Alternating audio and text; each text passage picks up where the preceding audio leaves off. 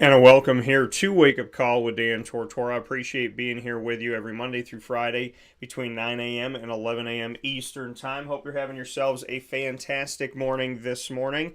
And we are so excited to start off an awesome week with you here on Wake Up Call with Dan Tortora. So thank you for being here. Thanks for hanging out with us. Thank you for all that you do by simply clicking a button or two to hang out here on Where Sports Meets Life, here on Wake Up Call with Dan Tortora. Of course, you're with us in central and upstate New York, our second home of Florida, up and down the East Coast, the Midwest, the West Coast, and all around the world on youtube.com/wakeupcalldt, facebook.com/wakeupcalldt, and on wakeupcalldt.podbean.com. Of course, after the shows go live, you could jump into the archives. Find us on Amazon Music, Audible, iHeartRadio, iTunes, and Apple Podcasts, Player FM, Podbean, Podchaser.com, Podvine, Spotify, TuneIn, and YouTube. All you have to do is search Wake Up Call with Dan Tortora, or one word, Wake Up Call DT. So awesome to have you here inside of yet another broadcast of Wake Up Call with Dan Tortora. Like I said, starting off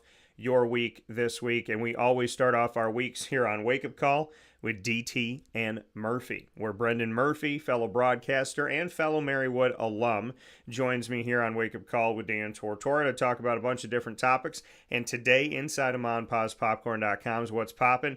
Murph and I got a lot on the schedule. You see the NCAA logo that we're going to talk about the automatic bids to the Men's Division I NCAA tournament. We've already started our auto bids, and it's crazy because some teams were finishing their conference tournaments before other teams were finishing their regular season. Pretty insane how this crossover happens, where it's like, hey, this team's already done with the conference tourney. Because when you're watching it on television, you're like, is this a conference tournament game? Is this a regular season game? So we have the Ohio Valley Conference ushered us into the auto bids, and as of this weekend, there's 4 conferences that have already been decided on who is going to the Men's Division I National Tournament. We also know that Iowa and Caitlin Clark have gone back-to-back as they have won the Big Ten tournament on their end. So a lot of great stuff going on in basketball. We're going to discuss that. Jump into some Major League Baseball news, then some NFL news, and we'll get into the college football playoff potential idea and where things sit with that. They're finally changing the college football playoff, and then they talked about changing it while they're changing it. We'll discuss what that means, and then we'll get into some sports card love in our little show and tell that we do, our big show and tell, I should say, proudly presented by GG Cards and Breaks on 639 Delmar Place in Syracuse, New York, where I was yesterday with Mr. Cookie. Shout out Jeff Cook. Hope you're doing well. And then we'll jump into my conversation as we extend out a little bit here today. Wake Up Call, under promise and over deliver. We'll be bringing you a very special conversation with Mr. Tay Baker on his team making history in the national tournament for Bryant and Stratton College's Syracuse's women's basketball team. So a lot of great stuff coming up here today where sports meets life. Let's jump right into it and bring in my co-host of Mondays, Mr. Murph. How are we doing today, Murph? I keep forgetting to unmute the microphone when I as soon as I come on.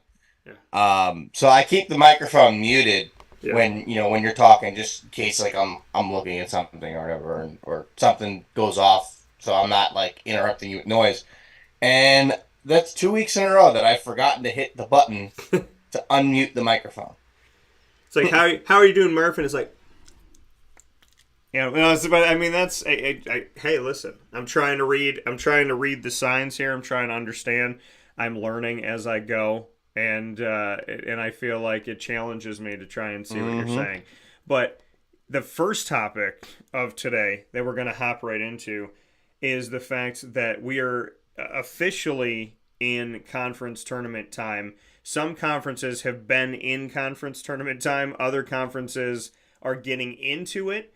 It's interesting when you talk about the Ohio Valley Conference is done with their conference tournament. They have their automatic bid, and the ACC has not started conference tournament play yet in men's Yeah. Division One basketball, nor has the American Athletic. And I was watching. I was looking to see what conference tournaments were being televised, and I'm going through this on YouTube TV.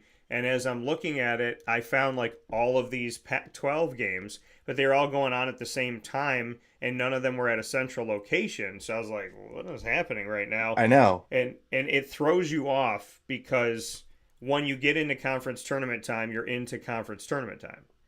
But you have to remind That's all. yourself That's all this week. that yeah, you have to remind yourself that some conference tournament time happens before conference tournament time, which doesn't make any sense, but it's the truth. So, four conferences have already decided who's going to be in for the automatic bids because their conference tournaments have concluded. The Ohio Valley Conference, as I mentioned, being the first one that has completed this time period here. So we already know who's in it, and I'm going to give you all an update here on who has already advanced. So the advancing teams that have already happened here are Morehead State, who went 26-8 this season out of the Ohio Valley Conference. They won that conference tournament, so Morehead State will step in to the NCAA tournament. Longwood, and I told you my grandfather's number and my number show up all the time together. Their record,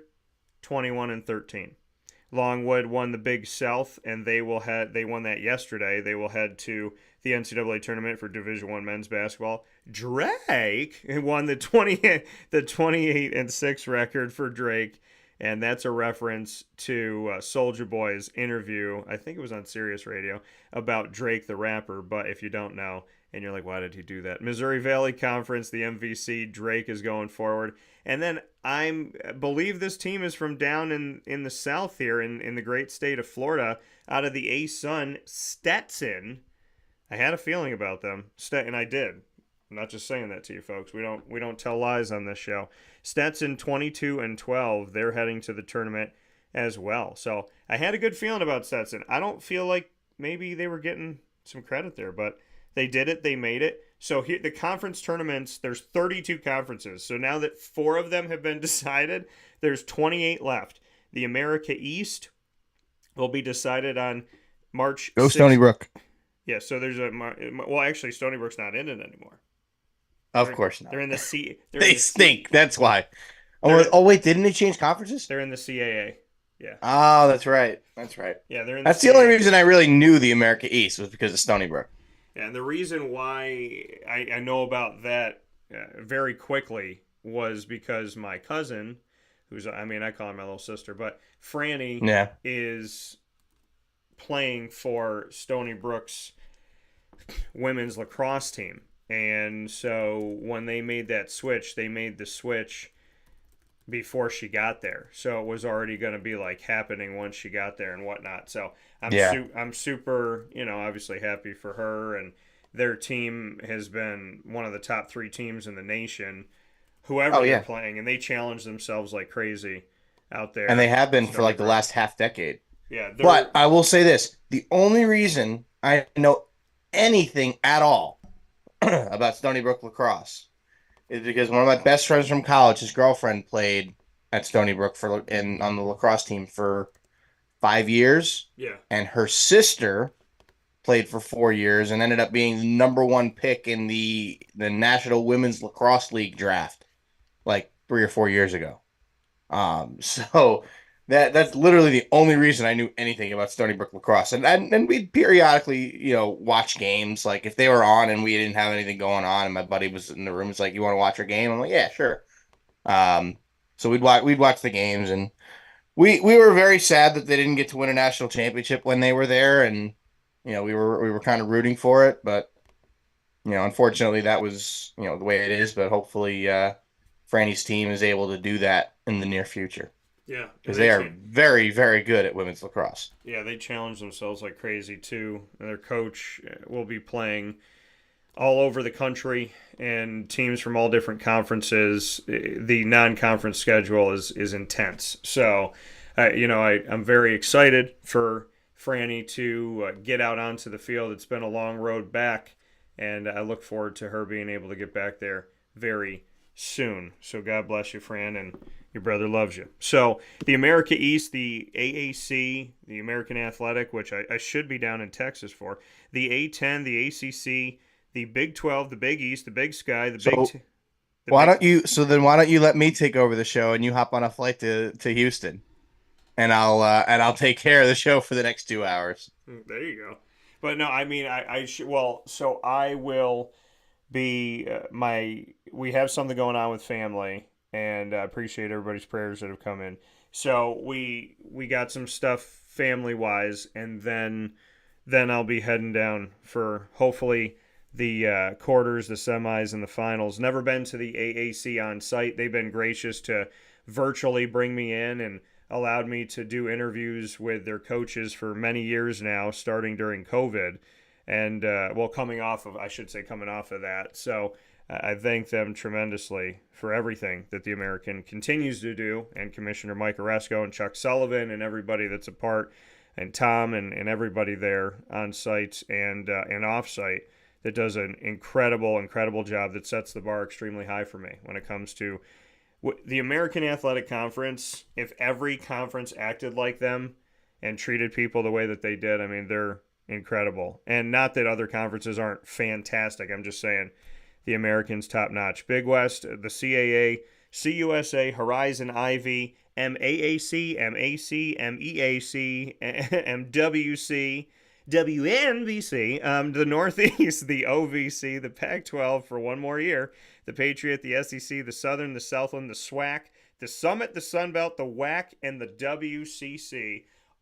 Did I see something that the women's Pac-12 tournament, like, that was done yesterday at USC won? The women's tournaments typically go before the men's in most cases. Why? In the NEC, it does not. In the NEC, they're going to their final, and the women are starting their NEC tonight. And Lemoyne is hosting as a 2 seed against the 7 seed. So, yeah, I mean, in most cases in Division I basketball, I did not know that. The women's tournaments, well, it's not, I shouldn't say in most cases, in some cases. I guess so, as not to conflict with the men's. But this with the men's tournaments, it's probably the same reason they start the NCAA tournament on the 2 days after the round of the first 2 rounds of the men's tournament. Well, the confusion comes with some women's tournaments have happened, some are not finished, some men's tournaments have happened, some have not even started, as I just read you the 28 that have not, some of them, of those 28 have started, some of them have not started, but they call this championship week. They say officially right now we're in championship week as we sit here this morning, but championship week has already happened for some teams. So technically it's like 2 weeks, but, because we're going to be crowning champions. And then there's a time where so many conferences end. So there could be like one night where they're going, okay, here's the 4 automatic bids we have. And then 2 days later, they're like, here's the 20 that we've brought in. So, they kind of they stagger. But most of these tournaments that are going on now or going to be going on are going to be ending on March 16th or 17th. And so some of them will actually end on Selection Sunday, which I always find interesting because I would think you'd want to get everything done before Selection Sunday, but that's not because some of these tournaments end on Selection Sunday, right? Yeah, that's what I was saying. So a bunch of these end on March 17th. So, including the American Athletic Conference will actually end on March 17th. The ACC, notorious for ending in the 11th hour. And so, there's a lot to be said about that. And you know, it for me, I would want, if I'm a commissioner, I want it done because I want them thinking about my conference, talking about my conference.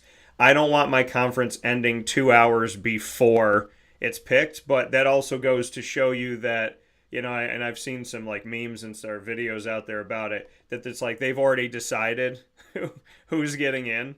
Oh, They've 100%. already decided what's happening. You know, there was actually a video about like, oh yeah, they've already decided the next president of the United States like 8 months ago. Yeah. So Well, but the thing is, though, because most teams on the bubble are done.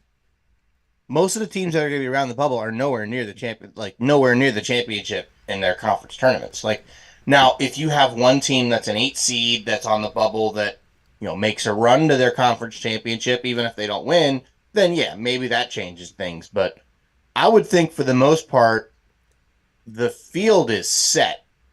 They're just going to have to seed everybody. well, the thing is it. I mean, honestly, there's a lot of what now the four that have made it. You know, that's all well and good. You know, the Missouri Valley, the Big South, and so on, and so the Ohio Valley Conference and the A-Sun, I don't know if they'll get much representation. So those are pretty much set. But when you're looking at some of these other pieces here, I mean, you look at the fact that Houston's the number one team in the nation. By the way, let me just make a little note about Houston, since I feel the need to do this always, since people don't like facts. It scares them, it makes them upset and nauseated. But the Houston Cougars were in the American Athletic Conference. And when they were in the American Athletic Conference, they were really, really good. And they made runs in the NCAA tournament. And they were one of two teams or one of one team that made it out of the American. They couldn't give the American multiple spots. Oh, we can't give them 3 spots. You know, now they're trying to say, oh, maybe we'll give them South Florida and FAU. But what about Charlotte? Charlotte's had themselves a good season. There's other teams, Memphis and Penny Hardaway, and different things that they've done. There's reasons to give the American more than 1 spot, more than 2 spots. But over the years, they're like, okay, well, Houston's getting in. Then the year they didn't let Memphis in and they let Houston in, what did Memphis do?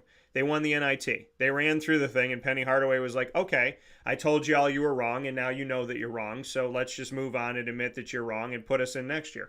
So Houston, in the American, had a tremendous time. This is their first year in the Big 12. They're ranked number 1 in the country, and their last game of the regular season was against Kansas, who's a darling every year. They beat Kansas by 30.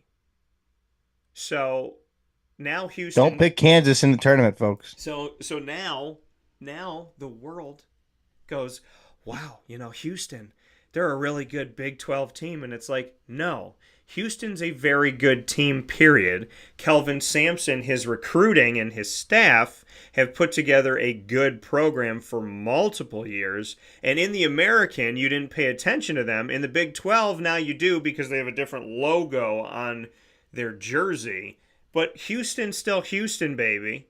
And they'll get more respect and more publicity, maybe some more commercials their way. Maybe they'll do some funny things on the networks with Kelvin Sampson. But the reality is that Houston just told the world, if you think Kansas is a perennial 1 and 2 seed, we just beat them by 30. So give us the number 1 overall seed, give us the easiest path to get there, and start treating us with a little respect. Well, here's the thing, though, and I think this is the thing that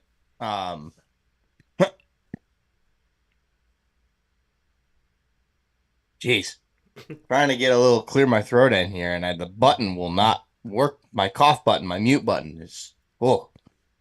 But yeah, so the biggest difference between college basketball and college football, I think, is the amount that lesser conferences matter. Because I don't think you're gonna see, college basketball leaving out teams like Gonzaga. Yeah. Or, Houston back when they were still in the AAC, in the American, or Memphis when they were good coming out of the Big East. But even, you look at the Big East, right? The Big East, not technically a Power 5 conference. But they're still good every year. Look at UConn. They were number 1 in the nation for 2/3 of the year after winning the national championship last year. Yeah. It is much easier to win from a non-Power 5 conference in college basketball than it is in college football. For multiple reasons. One, 68 teams make the field.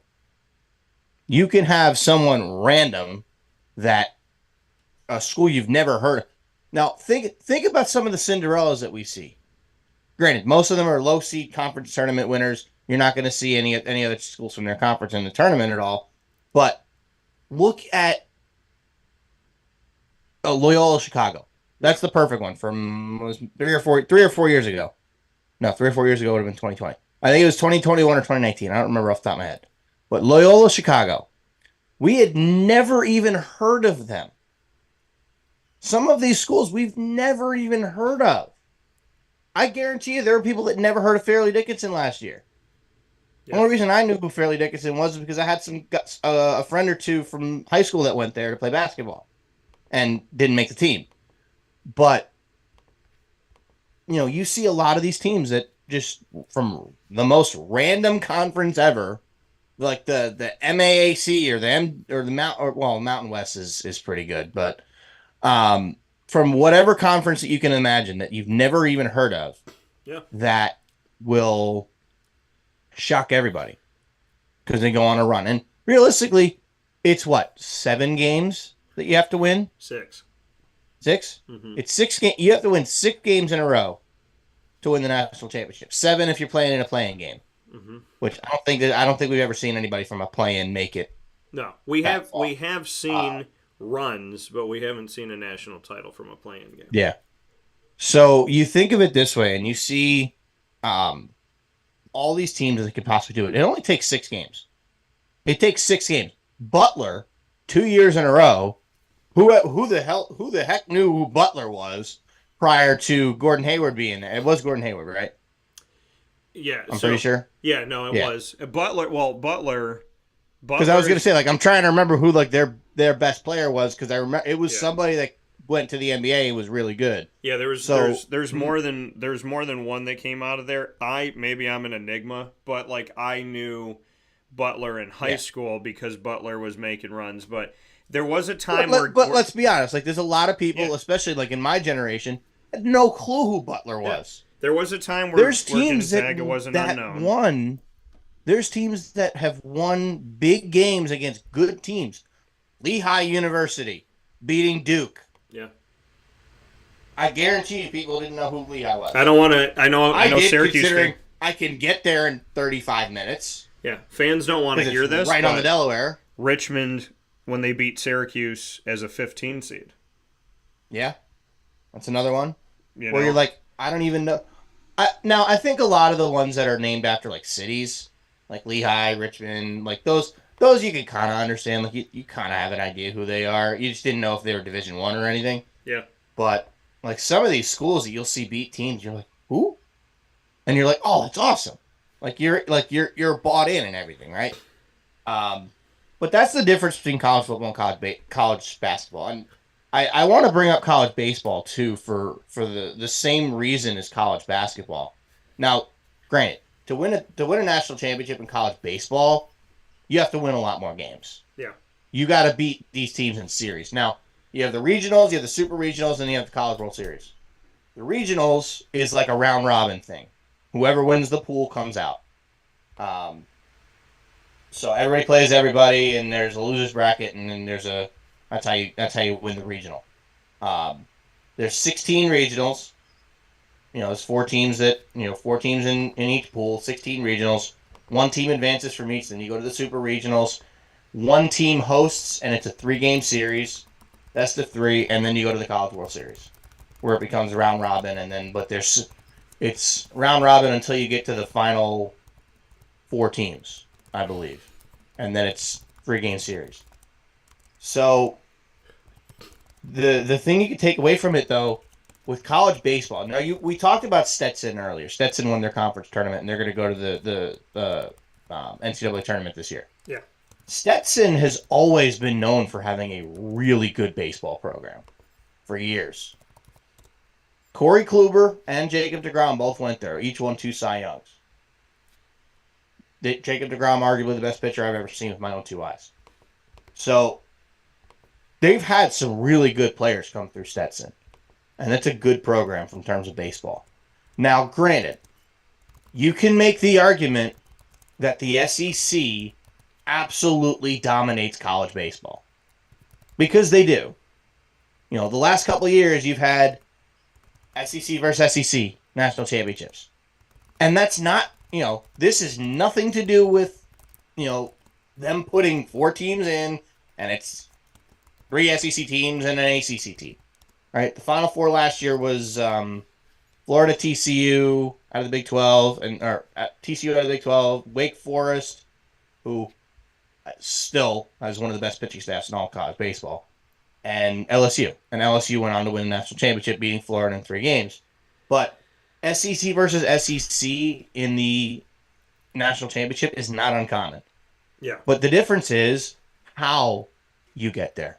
Yeah. Right? That's the difference between college. That's the thing that sets apart college basketball and college baseball from college football.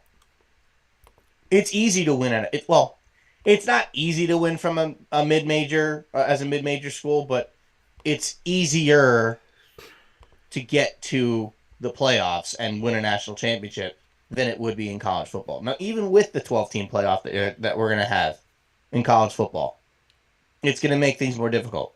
But looking at the model that college basketball and college football have, it's like the perfect model. You win your conference championship, you have a chance to play for national championship. Period. End of discussion. Well, you've had mid-majors win national championships in baseball. Yeah. Coastal Carolina was the most recent example that I could think of out of the Sun Belt. Back in 2016? 2017? I think they won the year before Florida won. So 2016, I think. But yeah, that's like the perfect model to go off of. And to be honest, I wish you could do something like that in college basketball, but you're not playing as many games as you are in college baseball. You're not playing 3-game series. You're playing 1 game. You're playing one game on the road, 1 game at home against different opponents. You know, so it's not foolproof. And obviously baseball is a sport where it's harder to play that many games. But I do think looking at that, putting college basketball and college baseball together in a vacuum, very, very similar structure, and I love the way it is. You win your conference tournament, you've got a chance to play for a national championship. And that's the way it should be. Now, the only problem with that is, in FBS, how many conferences are in FBS? 12? 9. 9. Okay. So, you got 9 conferences in FBS in college football. Mm-hmm. Right? Why not make it 16 teams? And I argue for this, right? And I know we're getting a little off topic here, but this is kind of rolling into what we're going to be talking about later. You get 16 teams, all 9 conference championships get in, conference champions get in, guaranteed. And then you put, what would that be? 7 at-large teams. Now, if that's going to be 4 SEC, 2 ACC, or 4 SEC, 2 Big 12, and 2 Big 10, whatever. And 1 Big 10, so be it. Right? Whoever gets in, gets in.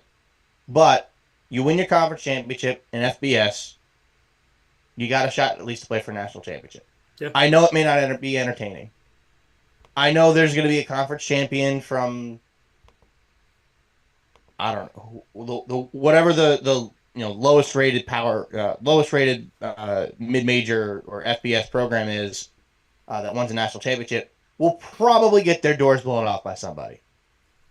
But if they're good enough, they'll beat them and they'll give themselves a chance to play for a national championship. Well, the thing is, that would be my proposal for the college football playoff. Fair is fair. It makes sense. It's fair. Fair is fair. Now you don't want to include. Now I'm all for not including FCS because it's a different football. It's a different brand of football. They don't really play the FBS at all, and when they do, they usually get absolutely blown out. However, you got FBS. That's D1, FCS, D1 AA, right? So FBS every team in FBS should have a chance to play for national championship, period. You win your conference championship, you play for national championship. Yeah, well, Doesn't matter if you get beat by 50 against Georgia. Yeah. Right? If you lose by 50 to Georgia, okay. You had a chance, at least. If you lose by 30 to LSU, all right. But you at least had a chance. Right.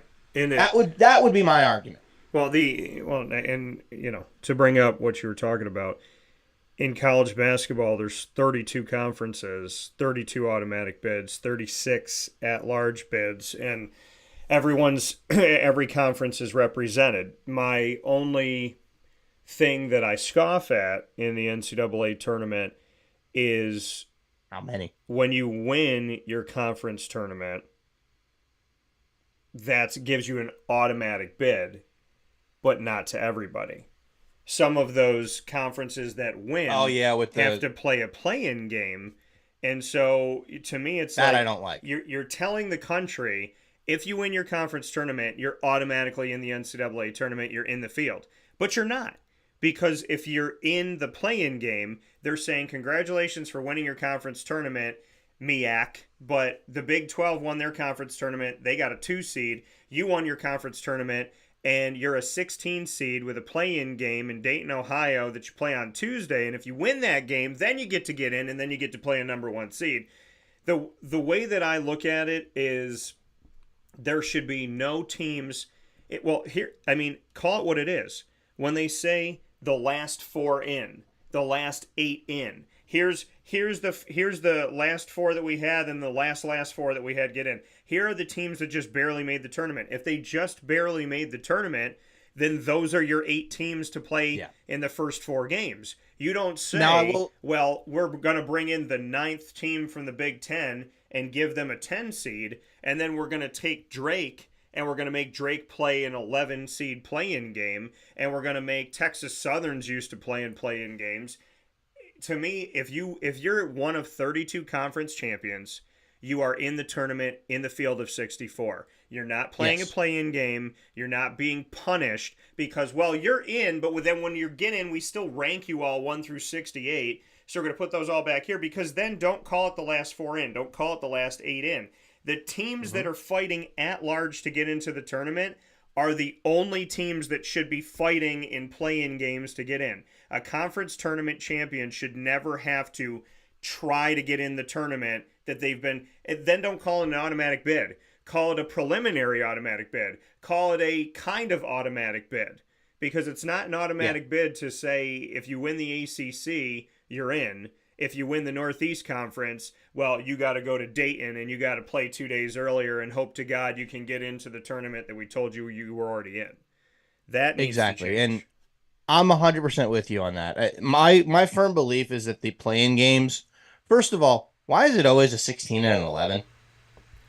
Sometimes it's a 14. Like sometimes it could be a 14 or a 10, but it seems like it's always 16. Well, it's always a 16. Seed. It's always a 16, and now it's like it's somewhere in the region of 10 to 14, but 16-11 seems to whatever reason make sense to them. To me, I love Dayton, Ohio. I love the arena. I love the play-in. I've been there for the games, and it's incredible, and it's intense, and it makes you feel like the beginning of the tournament is like the end of the tournament. So I'm all for the first 4 and having those games in Dayton, Ohio.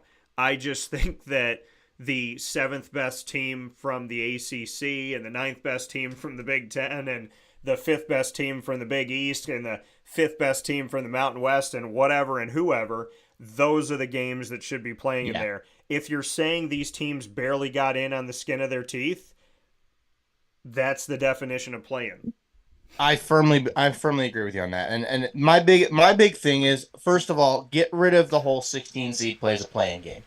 Because as much as I want to say that if you win your conference tournament, you should be a higher seed, you rank the teams from 1 to 64. The worst teams in the field, quote unquote, might be some of those conference champions. Some of those conference champions. Should they be 16 seeds? Yeah, probably. However, they should not have to play in. No. The play-in games I firmly believe this. The play-in games should be the last 8 at-large teams Yeah. that are in, That's according to the committee that puts the whole thing together. That's what I just said. So You're if echoing it's, it. let's just say, and I haven't exactly kept up as much with college basketball as I like, so forgive me if some of these teams are better than what they would be. Let's just say you have Penn State, Mississippi State, Georgia, Iowa. Let's just say those four, just for argument's sake. Let's just say they're the last four in. Yeah. They should all be the road, quote unquote, road teams in the game against the other four. So, Missouri, Kansas State, Oregon State, and Texas Tech. I don't know. I'm just making up teams as I go. Yeah. But that would be your first four. That would be your first four games. Yeah. And you can adjust seeding if you want. Like, if you want to say that these teams are fighting for a 12 seed or a 9 seed, okay. Because are they better than some of the conference champions? Yeah, probably. But they didn't win their conference tournament. They have at-large bids. Or they got at-large bids. They should not be just guaranteed to be in the field of 64. If you win your conference tournament, yes, you should be in the field of 64, period. Yeah. You should not have to play a play-in game. No. And I agree with you. I have said this for a couple of years. I don't believe you should be having to play a play-in game as a 16 seed. No. Because it's hard enough to beat a number 1 seed as it is. Right. And only 2 have ever done it. Well, if they actually do it right and they have what we agreed on, that the last 8 teams to get in that are not conference tournament champions, that are at large, the last 8 at large, you're not going to put them as a 16, because if you have SEC, Big East, Big Ten, ACC schools, they're not going to put them as 16. So now the play-in games are not going to be 16 seeds. They're going to be 10 seeds. They're going to be 7 seeds. They're going to be 12 seeds. They're going to be 11. 100%. But they're not going to be 16. Because you know full well that some of these conference champions, would not be in the tournament otherwise. Right. So, but at the same time, you could say these at-large teams are significantly better than some of these conference champions. Okay, all right, you make the conference champions the 16 seeds, but they do not have a play-in. They're in. Right, they're in. They just have to play the game. Some of them have had losing records. Blown out, most of them, yeah, probably, but they're in. Right. They got a shot. Some of them don't have to force their way in. No, and some of them have had losing records, and it doesn't matter. If you win your conference tournament, it's called an automatic bid. It's not an automatic bid if it includes a play-in game. So because it routinely feels like at least the 16 seeds is always 4 conference champions. Yeah. And the 11 seed, not so much. The 11 seed, sometimes you'll see conference champions, but you won't always see that with... No, if it's a 16, you will never see that with the 16 seeds. If it's a 16 seed, they're saying, okay, here are the 4 teams that these conferences would have never been represented, so let's just bounce one out. Yeah, it would be like Vermont, Texas Southern, Charleston Christian, and whatever. That's 16 seeds that all won their conference tournament, and you're thinking, well, what are we doing here? What are we doing? Like, why are we in this situation where we won our conference tournament? Right. We did everything we had to do. And we're being punished. Why do we have to be punished? And I know we disagree on a lot of things in terms of, especially with college football, but on this, I will back you 100%. It is absolute crap. And I censored myself there because I could have gone worse. It is absolute crap that the NCAA will make 4 conference champions, at least, sometimes even more if they make the 11 seed do it, will have to play in a play-in game for the conference or to get into the tournament.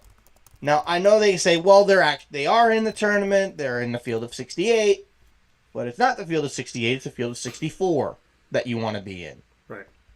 You're guaranteed to be in the field of 64. I don't remember exactly when they started the play-in games, but the play-in games have actually, I firmly believe, hurt this tournament. And hurt your mid-majors and your weaker conferences that have champions that are maybe, have a losing record that, should have a chance to actually play somebody, right? Because, again, we've seen 16 seeds beat a 1. We've seen 15 seeds beat 2. We've seen 14 seeds beat a 3. It happens every year. Maybe not the 16 over the 1 over 16 and the 2 over 15, but it happens every year. If you're the 5, somebody you've never heard of, like Oral Roberts, will be, as a 12 seed, will beat a 5 seed. Well, that's the thing, is if you're a 5-12 matchup, you want to be the 12 more than you want to be the 5 seed. Oh, 100%. It also, 6-13 makes sense now as well. And 6-11 or 6-11 and 4-13. 4-13 too. 4-13 and 6-11. I pick a 13 over 4 almost every year. I pick a 12 over 5 almost every year.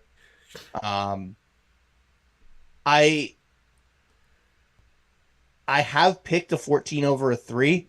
I don't believe I have ever picked a 12 or a 5, a 15 over 2 or a 1, 16 over 1. However, I also do a what do I call it? A loser's bracket, where I pick my upset bracket. Every single game is an upset. So I have 4 16 seeds in the Final Four, and then I just pick one of them to win the national championship. So yes, I did pick Fairleigh Dickinson over Purdue last year. Just not in a real bracket. But it was on ESPN, so it was in the list of brackets that had that picked. But yeah, it happens every year. You see it all the time. Just like in baseball, you see a 3 seed come out of the.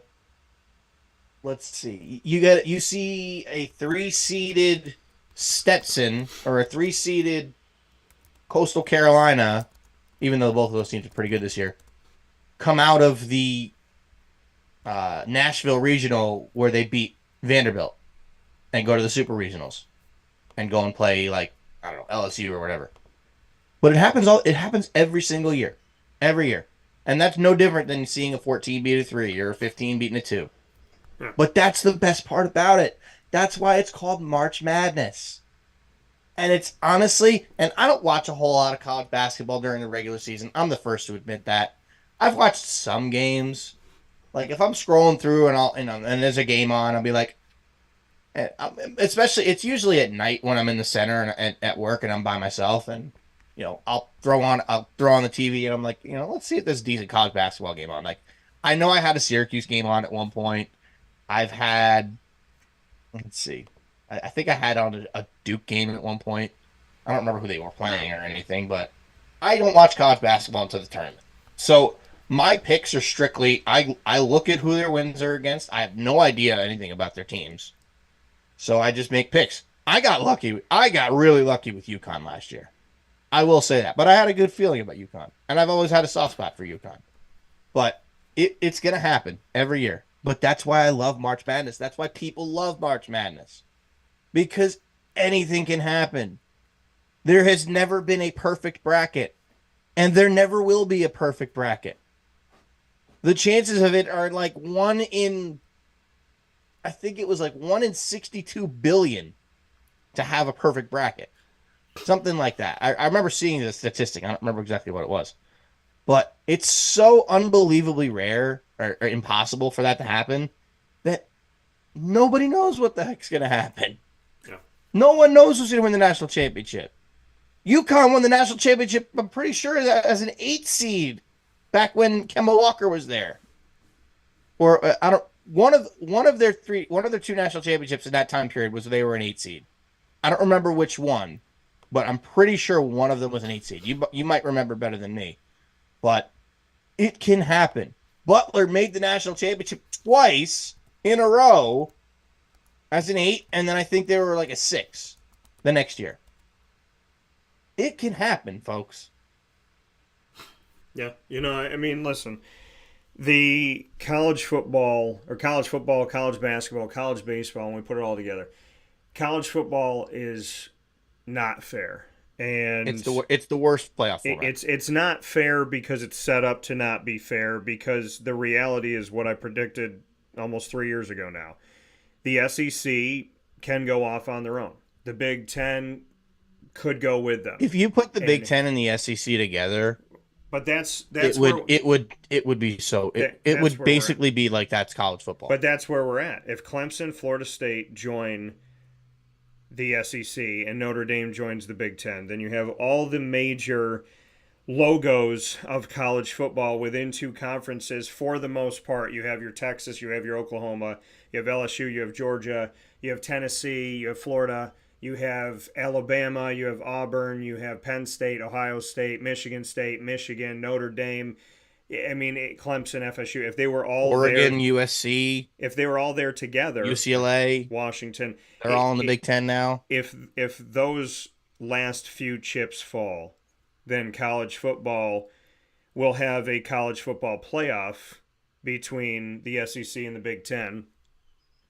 And then the other 7 FBS conferences will have college football playoff 2. And the only problem with college football, though, because of the way football is, when you only play once a week, you can't have everybody play everybody. And I guess you could say that's the same thing in the NFL.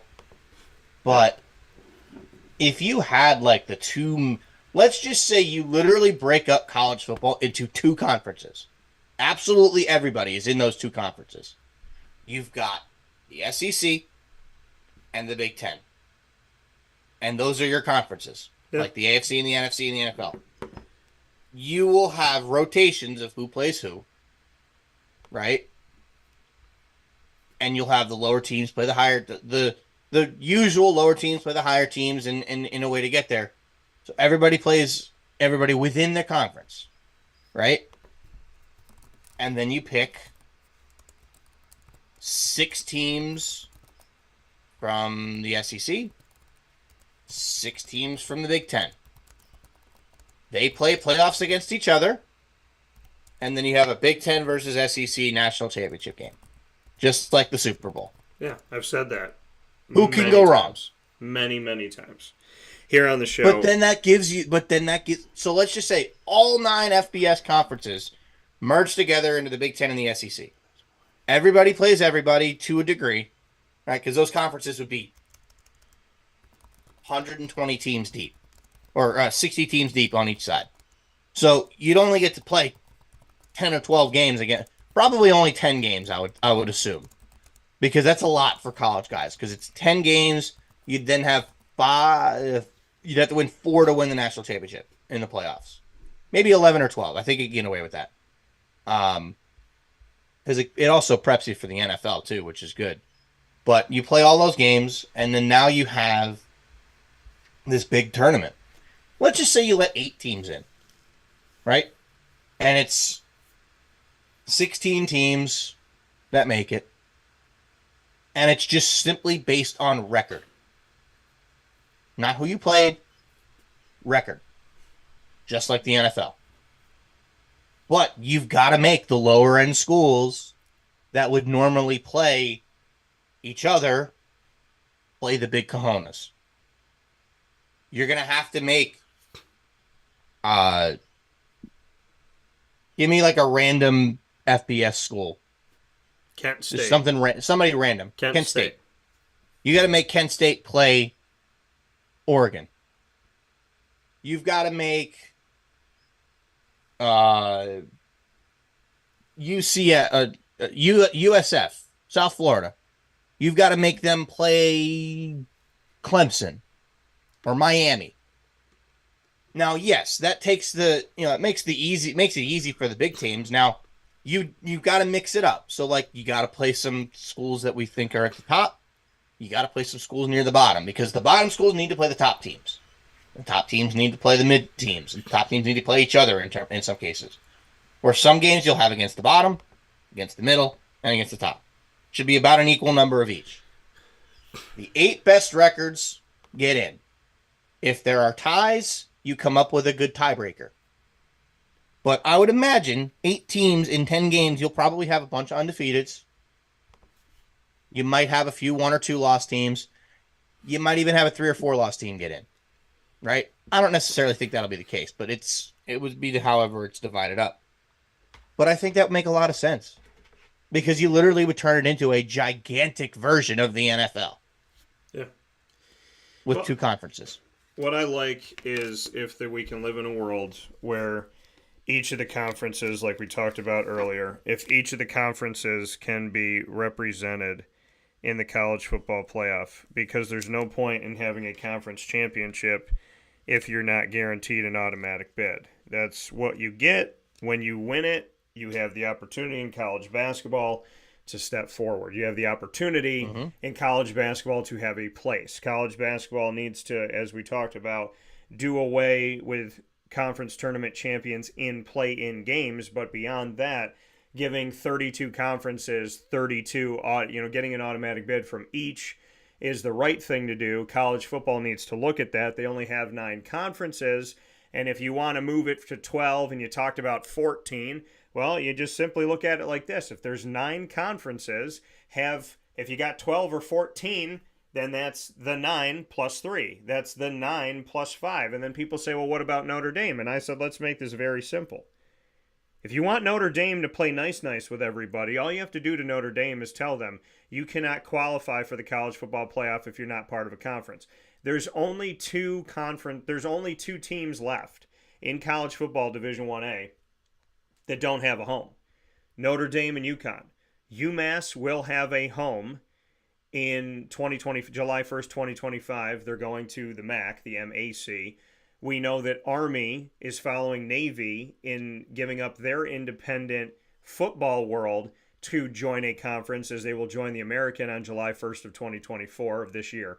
So New Mexico State has moved, Liberty has moved. Well, let me ask you this. So there's only 2 left. If you want to you can easily make this thing make sense, but to say to 5 conferences, only one of your conference champions will get in.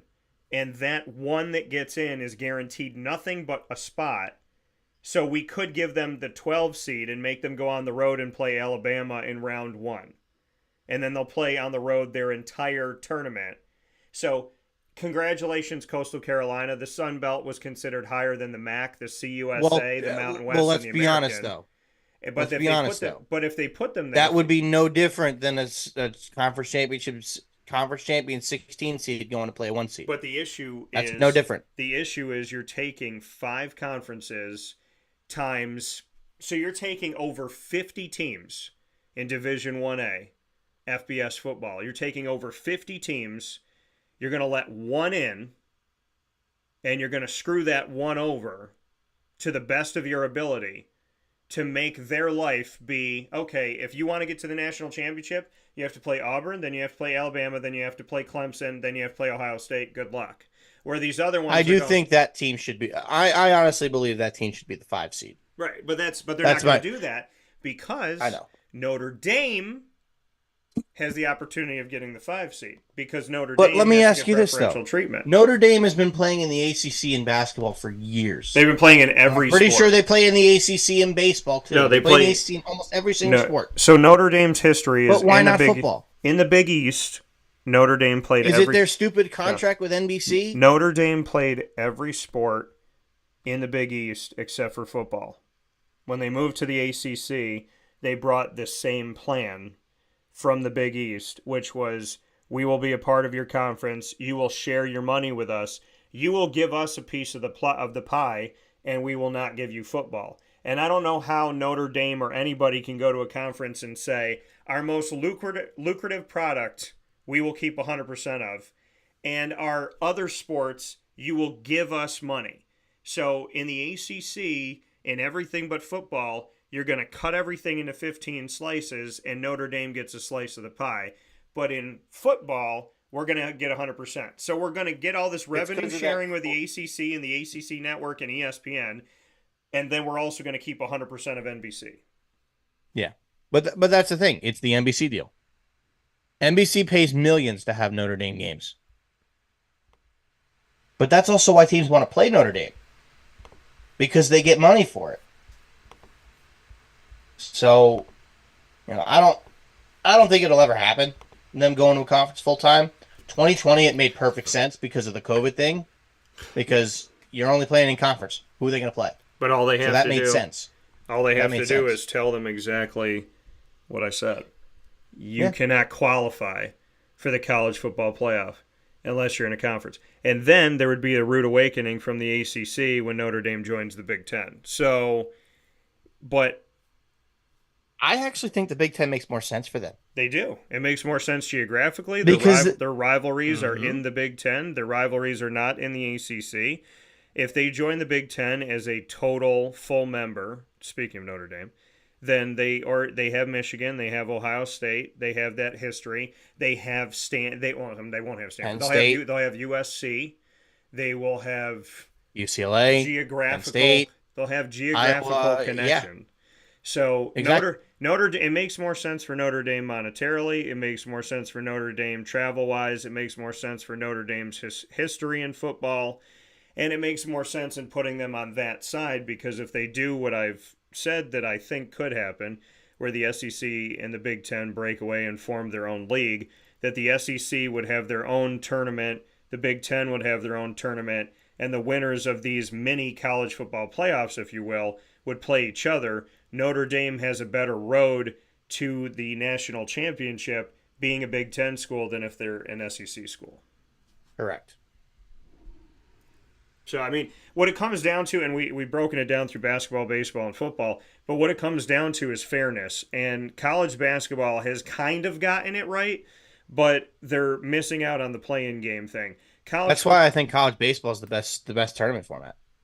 Everybody gets in. Yes, you might be a 4 seed in a regional, right? But top 16 teams host the regionals. You might be a 4 seed, but you won the conference. You're going to have a chance to win. And it's not like you've got to do a play-in. Sure, the regionals are kind of like a play-in to the super regionals, but you're not playing in to get into the regionals. You're already in the regionals. So, I mean, if you ask me, college baseball has the best playoff format in all of college sports. Well, and the question comes down to, take college basketball, for example. If the SEC or the Big 12 has a down year, does the NCAA selection committee for the tournament, do they give 5 spots to the Northeast Conference that year? No. But they might divvy it up. Right. They might give the ACC one more team. They might give the Big 12 one more team. But they might find a mid-major. They might find but the thing is, they fall in love with who they fall in love with. non-power 5 team. Yeah. They fall in love with who they fall in love with. Sometimes it's the Big 10, which is right now. Sometimes it's the Big 12. Sometimes it's the Mountain West right now. And maybe they give the Big East an extra team. Maybe they give the Mountain West an extra team. But look at the teams that back it up. Look at the schools. Look at the conferences that back it up. The ACC will back it up. The Big 12 will back it up. The Big East will back it up. The Big 10 doesn't back anything up in college basketball. And so neither does the SEC. They don't not back in college it up. basketball. The SEC, Alabama had a nice run, but Alabama was an afterthought, a footnote in college basketball just a few years ago. So Alabama to do that last year was an anomaly. The Pac-12, they get that hype, they fall off. When it comes down to it, to the nitty-gritty of it all, the ACC, the Big East, the Big 12, those are your conferences that are constantly, prove me wrong, America, Villanova, UConn, Duke, North Carolina. These are the teams that are perennially the conferences that are producing perennial contenders. You look at Villanova won 2 championships in a decade. You look at Duke winning back-to-back titles. You look at North Carolina, no matter who their coach is. You look at what Syracuse did. But the reason why the ACC is so good, too, at times, is because they're made up of half of the old Big East. There's 15 teams in the ACC. 8 of them are ACC. 7 of them are former Big East schools.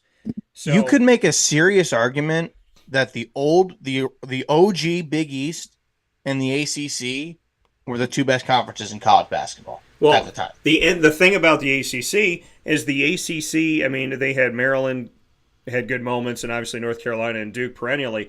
But when you look, and Virginia, when you look at the ACC now, the Big East was the best conference in college basketball for at least 2 years. And Oh yeah. then they became, most of them, a lot of, well, not most, half of them, ACC schools. And when they did that, the ACC became the best conference in college basketball. So the Big East has proven when we had these teams, we were the best. And now, losing those teams, the ACC got better, but the Big East is still good. The Big East has UConn. The Big East, yes, doesn't have Jay Wright for Villanova of the last 2 years, so they'll struggle a bit, but they'll be back. We look at, teams like St. John's with Rick Pitino and what they're working to do. We look at Creighton that's inside of there. We look at Xavier that's inside of there. Butler that's inside of there. So there's so much to be said about the Big East and if we're talking football, we say SEC, Big Ten play each other. If we're talking basketball, we could say the ACC and the Big East play each other every year. If the ACC, Big East, and Big 12 had their own tournament, I would absolutely 1,000% be locked into every game. So, yeah, it's. But the SEC, and then you look at like the SEC and the Big Ten in college basketball, since Kentucky's kind of just been meh,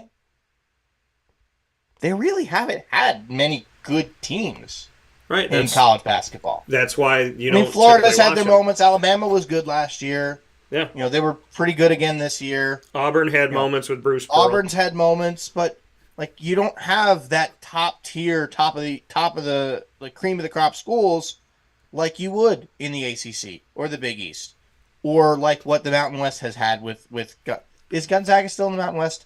Gonzaga, no, they've always been in the West Coast. On the West Coast Conference, that's right. With St. Mary's. That's right. Because St. Mary's, but then again, it's been St. Mary's and Gonzaga in the conference tournament, in that conference championship, in that tournament almost every single year. But there was usually get in. There was a time where people didn't know Gonzaga, and I was in high school. But Gonzaga has become a national powerhouse. Maybe not as much over the last year or two. There was a time, but they were a number one seed almost every single year. Gonzaga, Butler. There's not a million. VCU for a time with Shaka, but there's schools that just, Gonzaga opened the door, and it's kind of like Boise State was in football. It was a team that's like, they were so competitive every year to the point where you couldn't run away from them. You couldn't hide. You can't pretend like you don't know Gonzaga men's basketball, just like you can't pretend that Boise State had one of the best college football teams in America for a really long stretch of time. But that's the difference between those Boise State teams in the mid 2000s to late 2000s compared to UCF and Cincinnati. It's like they had the one really good team for about 2 years and then fell off a cliff. Well, and Boise State was still there for 3, 4, 5, 6 years. The unfortunate for UCF though was that they lost their coach. They lost their coach, and that didn't help. And there's not much you can do about that. And now Cincinnati, when you're coaching in a mid-major in college football, the Power 5 teams are always going to try and poach you. Right. And if you're that coach, you're probably going to go to the Power 5 because they're going to pay you as a Power 5 head coach. We got a bunch of stuff we got to get into. We have given you a little background here. The auto bids, at the time we're talking, there's a few that have gotten in. Championship week will show us the rest of them in the 32 automatic bids. Committee, please do it the right way this year. Don't put a conference champion of their tournament into a play-in game, please and thank you. If you're going to say the last 4 teams to get in, the last 8 teams to get in, if you're going to call it that, then call it that on the actual bracket itself. We're going to take a step aside for a fast break. When we come back, we will be talking about the fact that Mookie Betts is moving around on that Dodgers billion-dollar roster, and we will also get into a few different things that are happening in the NFL world. Tyler Lockett restructuring his contract. Jerry Jeudy will be becoming a Brown. Russell Wilson looking like he's going to be a Steeler. Chris Jones signing a very lucrative deal in the world of defensive tackles in the NFL. And my Jacksonville Jaguars are taking another first-round draft pick quarterback, but they're not paying that much for him. We'll take a step aside. We'll talk about it right after this.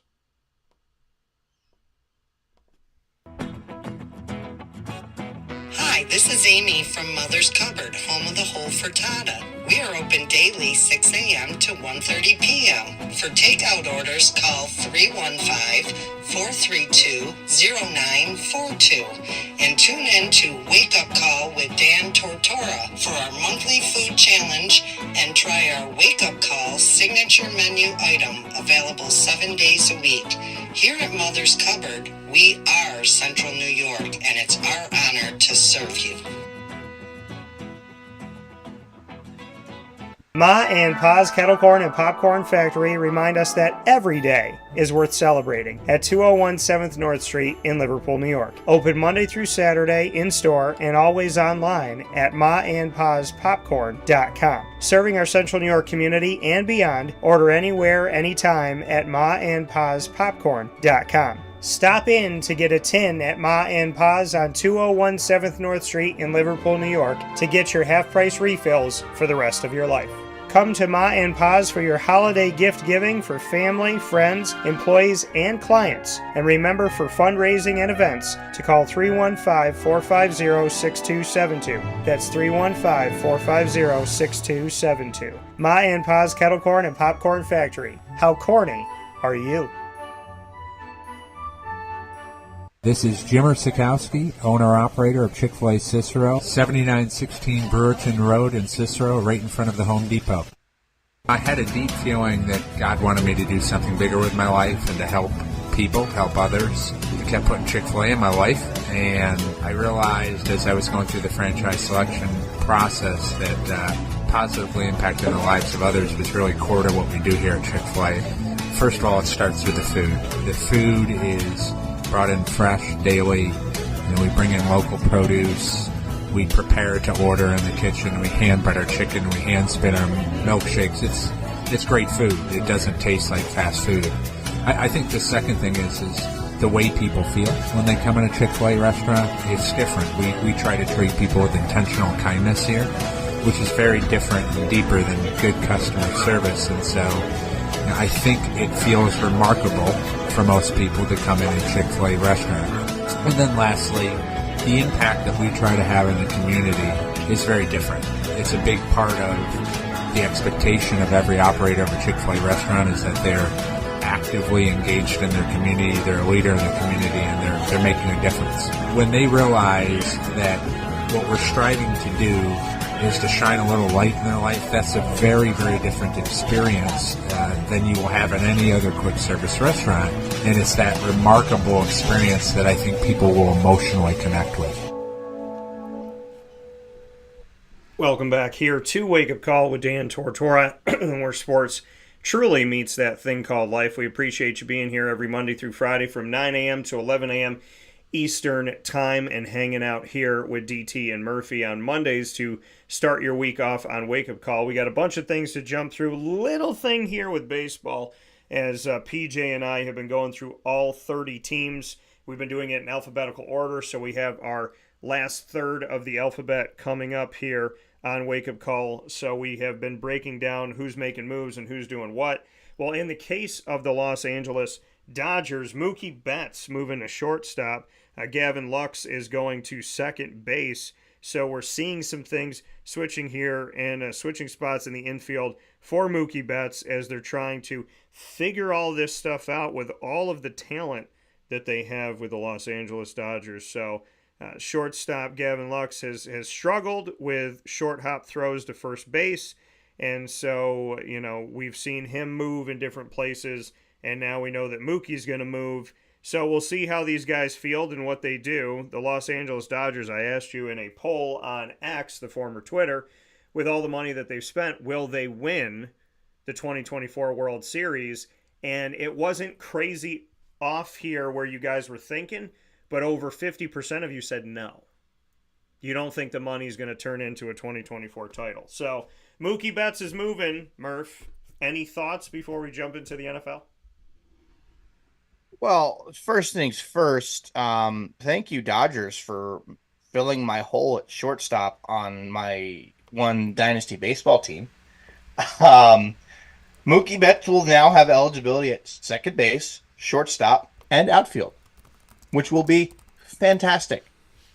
I traded for O'Neal Cruz because I needed a shortstop before I heard about this. Had I known that Mookie was going to be moving to shortstop, I probably would not have traded for O'Neal Cruz. Um, but I still think I did okay getting him. I gave up some pieces that I didn't really need on that team.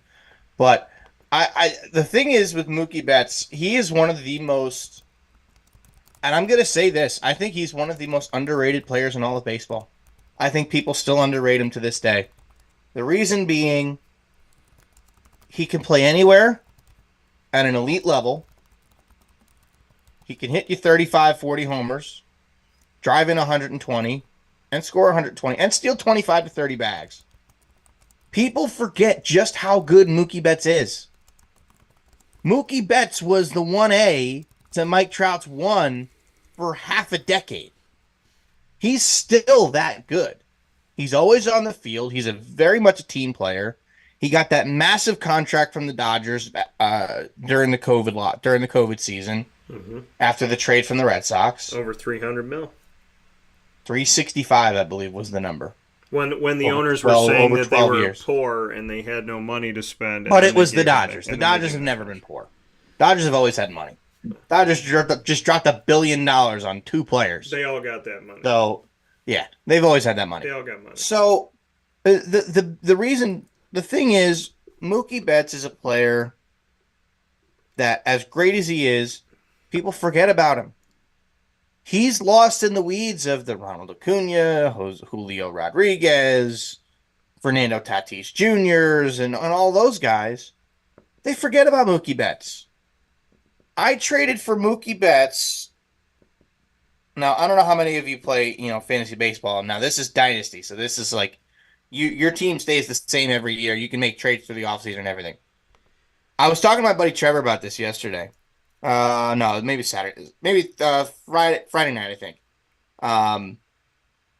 And just out of sheer curiosity, I wanted to find out what I gave up to get Mookie Betts, because I didn't draft him. I traded for him.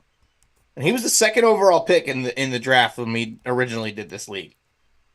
Behind Mike Trout. I got Mookie Betts.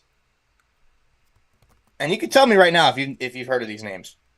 I gave up 2 first-round draft picks, which, okay, whatever. Don't really care. Hunter Bishop, J.J. Bleday, Casey Mize, and Andrew Benintendi for Mookie Betts. Have you heard of any of those 4 names? I think the last one. Benintendi. Okay, that's the one I would have expected you to know. Yeah. Hunter Bishop, J.J. Bleday, Casey Mize were all drafted in the same draft in 2019. Good prospects, haven't developed into good major leaguers. Casey Mize might have a shot to be a decent pitcher this year, but I don't think the guy that I traded him to still has him. Safe to say, that's the best trade that I made in this league. Now, having Mookie Betts, I have him sitting in the outfield right now. Wyatt Langford from the Texas Rangers has a decent chance at breaking camp with the team.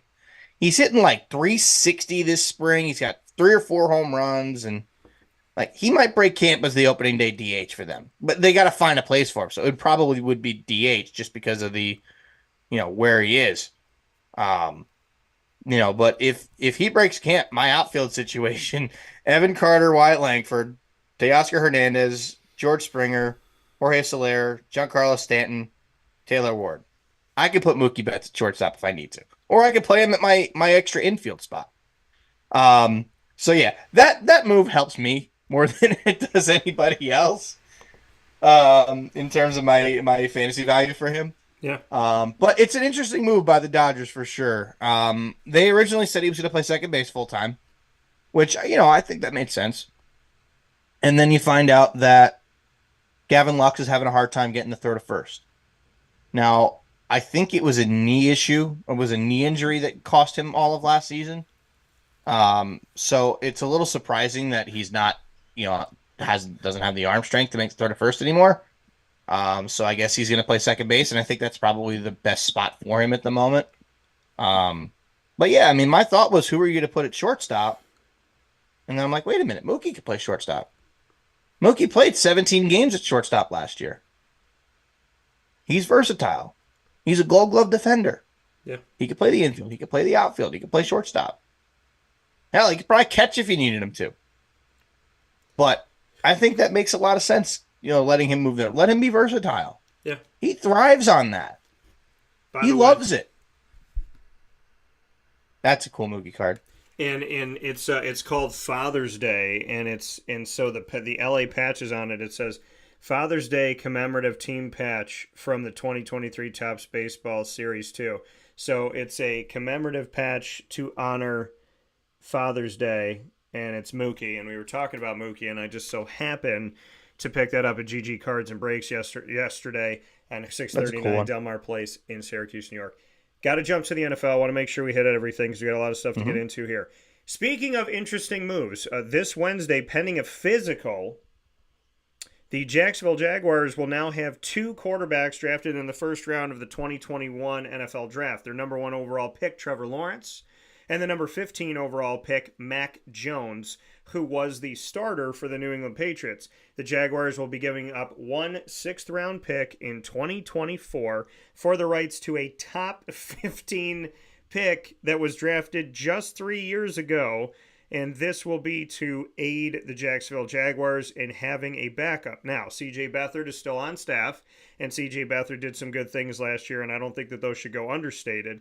But the Jacksonville Jaguars bringing in an insurance policy for little to nothing on their expense when it comes to a 6th-round pick. The irony is Tom Brady was a 6th-round compensatory pick, and now the Jaguars are getting a 6th-round now are giving up a 6th-round pick to get a Patriots quarterback.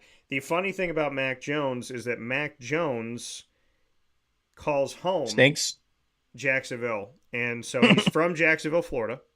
He's coming back home to Jacksonville. He'll be backing up Trevor Lawrence with C.J. Beathard, which leaves the New England Patriots in a situation where they have 2 quarterbacks on staff, Bailey Zappi and second-year player Nathan Rourke. They will be taking a quarterback, we all imagine here. And at number 3 overall, if they stay at number 3, it looks like they would be looking at the likes of LSU's Jaden Daniels or North Carolina's Drake May, who I covered in college. So we could be seeing one of those go to the New England Patriots in the first year without Bill Bellies. So this will be interested to see how they go here. But it was kind of a unique thing, and when it happened, of course, people came and were showing it to me and sending it to me, and thoughts, Dan. And my thoughts are that Jacksonville really doesn't want to have to play Trevor Lawrence when he's hurt, if and when, gosh forbid, that happens. And this year was just a crappy situation where the man's playing with a high ankle sprain and a shoulder injury, potentially simultaneously, should have been out for 4 weeks at least. And only was out for 1 game. So, I mean, Trevor, to me, needed to have a backup that they felt like they could lean on.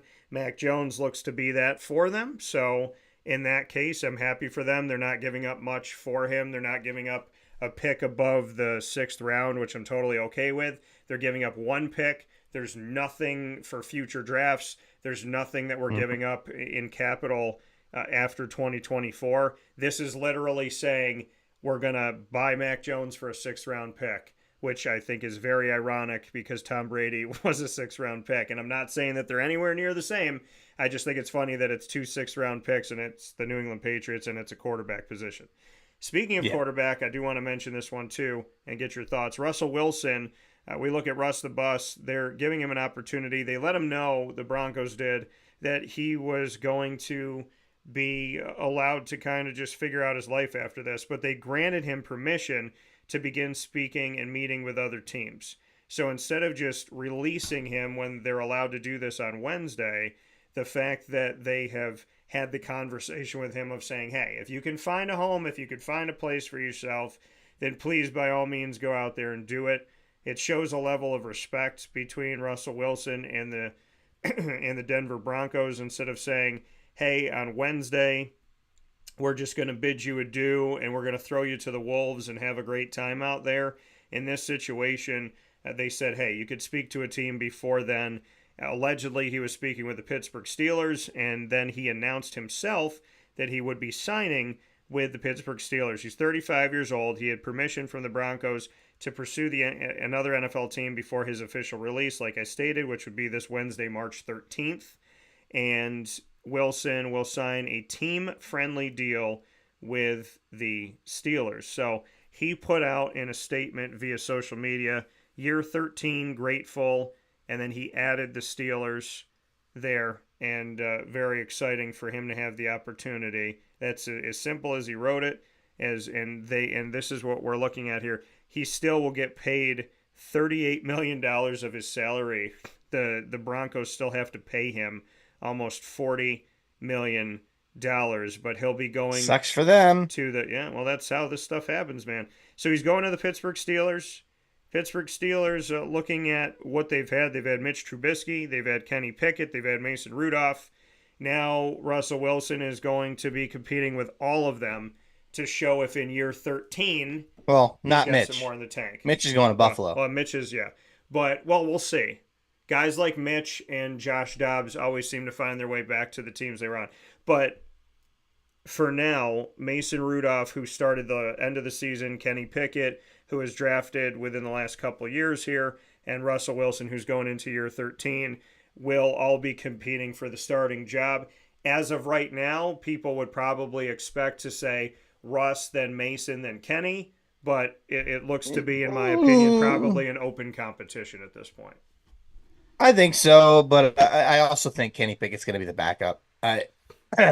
Mason Rudolph is all well and good, but I think Kenny Pickett's going to be the backup there, and Russell Wilson will be the starter. I think it makes a lot of sense for Pittsburgh, because the thing is, they were going to be looking for a quarterback, and because it seems as though they aren't ready to move forward with Kenny Pickett. And Russell Wilson's a really good veteran for Kenny Pickett to learn behind. And they don't have to pay him anything. They're giving him less than $2 million, which I believe might be like the veteran's minimum or something like that. But that's one that I think was a perfect fit. Now, at the same time, you could argue there were other quarterbacks that could have been a perfect fit in Pittsburgh. You know, they were talking about some guys getting traded. Oh, now I'm drawing a blank on the one that I was thinking of. The one that had been talked about going to Pittsburgh all off season long. Oh shoot! Why am I losing my train? Who was it? The guy. Holy smokes! Who was it? Projected to go to Pittsburgh? No, they were talking about a trade, and that Pittsburgh was going to trade for somebody. Who the heck was it? I mean, honestly, in my opinion, it was going to be Kenny Pickett and Mason Rudolph fighting for the job. So, I mean, hearsay is hearsay. But I know it was hearsay. Oh, it was Justin Fields. That's who it was. Yeah. To me, he makes more. I think Justin Fields would have made more sense, but at the same time, you'd have to give up draft capital for him, and for Russell, and he's a good guy to mentor Kenny. For Russell Wilson, you only got to give up not even a pick. You got to give up a couple $1 million. So I think that made all the sense in the world for Pittsburgh. So I guess the Bears have one less suitor for Justin Fields, but as we've spoken about before, I don't believe that the Bears should take Caleb Williams. No. For two reasons. One, I think Justin Fields is fine, and they would benefit a lot more from Marvin Harrison Jr. And two, I also think Caleb Williams is going to bust. I think he's going to be got a lot of drama. Very much like what Zach Wilson was. Got a lot of drama. Yeah. A lot of drama. No, but it makes all the sense in the world for the Steelers. Yeah. I mean, I've been very clear on the Bears. Keep Justin Fields. He's in his rookie contract. Also drafted in 2021 with Mac Jones and Trevor Lawrence. So keep Justin Fields in his rookie deal. Give him another year to do his thing. Bring in Marvin Harrison Jr. Go and get Derrick Henry. And at this point, you can also go and get Saquon Barkley if you wanted to. By the way, the Chicago Bears have a ton of money. And that's why I'm saying that. Keep Justin Fields, get Marvin Harrison Jr. on a rookie deal, and then spend a ton of money in free agency to fill out the rest of the roster. Build out the defense. bring in one of the top running backs. The Bears build out the offensive line. They could be so good if they keep Justin Fields. They got a ton of money. They'll get a haul. A haul. If they get New England to move up to number 1 and they just go down 2 spots, the Patriots will take Williams, the Commanders will take Drake May, and then Marvin Harrison's right there waiting for you. You take him at 3, you got another first-round pick at 9, you'll get 2, maybe even 3 first-round picks from the Patriots, so 2 more that you'll either have this year or next. I don't remember if the Patriots have any extra picks this year, but next year and the year after, you could have 2 first-round picks for the next 3 years. Think of it this way. You build out this. This is the same reason I wanted the Jets to trade down from number 2 the year they drafted Zach Wilson. This is what I'm urging the Bears to do this. Trade down into a spot where if you can get the Patriots to move up from number 3, that's the perfect team to do this with. Even if you only get 2 first-round picks. But I think you could get 3 because of who he is. You do that. You take Marvin at 3. You take whoever at 9. I saw rumblings that they might even take Romaduzzi at 9, even if they get Marvin Harrison, which would be really interesting. But that would make a lot of sense. You take Marvin, you take whoever at 9, then you have 2 first-round picks next year, and potentially 2 the year after that. You pick up his 5th-year option. If you find out after year 5 he's not your future, okay, you've got multiple first-round picks to go up and get somebody. Yeah. I mean, it's foolproof. Chicago made one of the best trades in NFL history last year, and what they do with it is going... Now, if they would have stayed put and taken C.J. Stroud, okay. You could justify that. They made one of the best. But you're right. They made one of the best trades that they could have ever made. The Carolina Panthers, being the worst team in the NFL, gave Chicago the number 1 pick, gave them capital they didn't have, and having the number 9 pick plus having a ton of money. Right now, the most dangerous teams as far as what they have, what they can do, and everything that Chicago, in the case of what I've been saying of keeping Justin Fields, drafting Marvin Harrison Jr., and then going and getting a Derrick Henry and now a Saquon Barkley, and plus still having, I believe, over $60 million.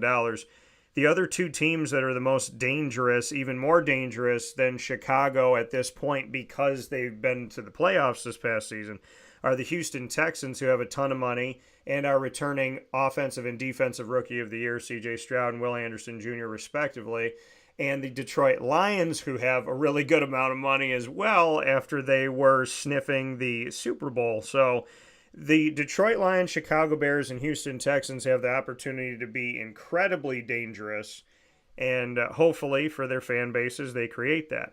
Speaking of the Denver Broncos, though, when we were talking about Russell Wilson, the Denver Broncos are going to be shedding a lot. The Denver Broncos are rebuilding. Oh, yeah. It's something that they might have the number 1 pick next year. Washington's been rebuilding. They've kind of accepted that. Carolina, whether it's reluctant or not, they have to build. The Denver Broncos are rebuilding, getting rid of their starting quarterback and their arguable number 1 receiver between him and Cortland Sutton. Jerry Jeudy is going to be going to the Cleveland Browns, again, pending a physical, and this Wednesday is when it can happen, March 13th, when free agency opens. Well, when these opportunities open to move players. So the Browns will send Denver a 2024 5th and 6th round pick to enact this trade. So the Denver Broncos will have they'll have a pick in the 5th round and in the 6th round this year to get Jerry Jeudy. Jerry Jeudy last season he's going to be 25 years old coming up here in a month's time. He had 54 catches for 758 yards and only 2 touchdowns last season. He will now join Deshaun Watson at quarterback there, Amari Cooper in the field as another receiver, and David Njoku, who finally is being utilized in a way that looks like it makes sense to his talent. So Amari Cooper, David Njoku, Jerry Jeudy will now be there with Deshaun Watson. The Cleveland Browns had a fantastic season last season. The only team that I've ever seen in the history of the NFL have 5 starting quarterbacks and get double-digit wins and make it to the postseason. So They didn't get the opportunity to play with Deshaun Watson in the postseason, but we do see the fact that moving Judy here gives him some life, young in his career at 25 years old, and gives an opportunity for the Cleveland Browns to take a playoff team and get even better if they stay healthy, because hopefully we're looking at the return of Nick Chubb as well to this backfield, and Jerome Ford is in his rookie contract. So you got Deshaun Watson, Jerome Ford, Nick Chubb, Amari Cooper, Jerry Jeudy, David Njoku. This is a team that's already proven that they can make it. Now they'll have another very strong receiver coming in. And speaking of receivers, I want to hit this note too. The Seahawks are going to be restructuring with Tyler Lockett. This restructured contract will lower his cap number for 2024 and keep the team's second all-time leading receiver in Seattle for at least another season coming up here. Lockett had 2 years and a non-guaranteed $34 million remaining on his 2021 extension, which was going to have him make $17 million in both 2024 and 25. The new deal is for 2 years and a base value of $30 million, with an additional $4 million available in incentives and $13 million guaranteed for this coming season. So the Seahawks had roughly $42 million in salary cap space after releasing safeties Jamal Adams and Quandre Diggs, tight end Will Dissly, and nose tackle Brian Moan last week. So now Lockett, at 31 years old, was set to count $26.895 million against the salary cap in 2024, leading to what they were going to do with him. Now that he has done what he's done for this coming season, they are going to be able to go out and get some more in his restructured deal, showing that not only is Tyler Lockett understanding of the team as a whole, but now the Seattle Seahawks, that will go for the first time in over a decade without head coach Pete Carroll.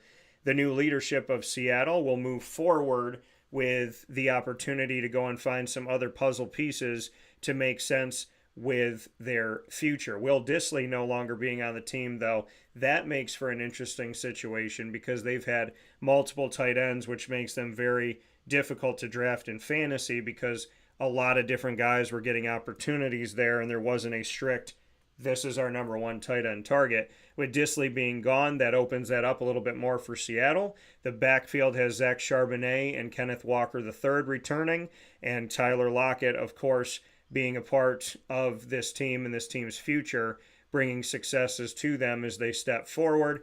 We also want to see what Seattle is going to be like when it comes down to the quarterback situation. There's a lot of question marks with Seattle, but with Tyler Lockett offering more opportunities to spend money in the here and now, he's showing that he cares about this team and he cares about their future and that he would like to win a championship more than he would like to put a few more $1 million in his bank account.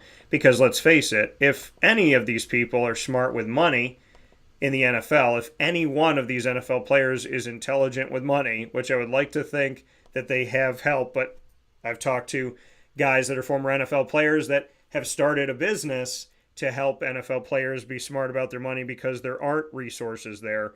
The NFL, in the case of a Tyler Lockett, I think he'll be able to survive on the money that he's accepted to have, which brings me to another note here. Chris Jones, Kansas City Chiefs, 5-time All-Pro defensive tackle, has now a 5-year extension that will include $95 million in guaranteed money. It's not 5 years, $95 million. It's 5 years, $95 million in guaranteed money, which is absolutely insane. Now, Jones will be the highest ever average annual salary for a defensive tackle, surpassing Nick Bosa's $34 million, Aaron Donald's $31.6 million, TJ Watt's $28 million, and Joey Bosa's $27 million. How about that? In the top 5, we have both Bosas. That's pretty cool. Chris Jones, coming off of a Super Bowl championship, he is now going to be guaranteed $95 million, as I stated, is the 4th most guaranteed money for a defensive player on a current contract, according to Roster Management System. The top 3 are Nick Bosa, who got $119.9 million guaranteed, Joey Bosa's $102 million guaranteed, and Myles Garrett's $102 million guaranteed. So basically, if you're not named Chris Jones, you better be a Bosa.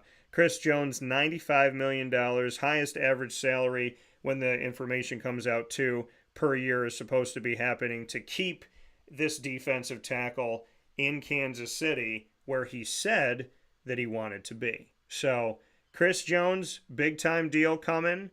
All this stuff is pending, of course, to the middle part of this week.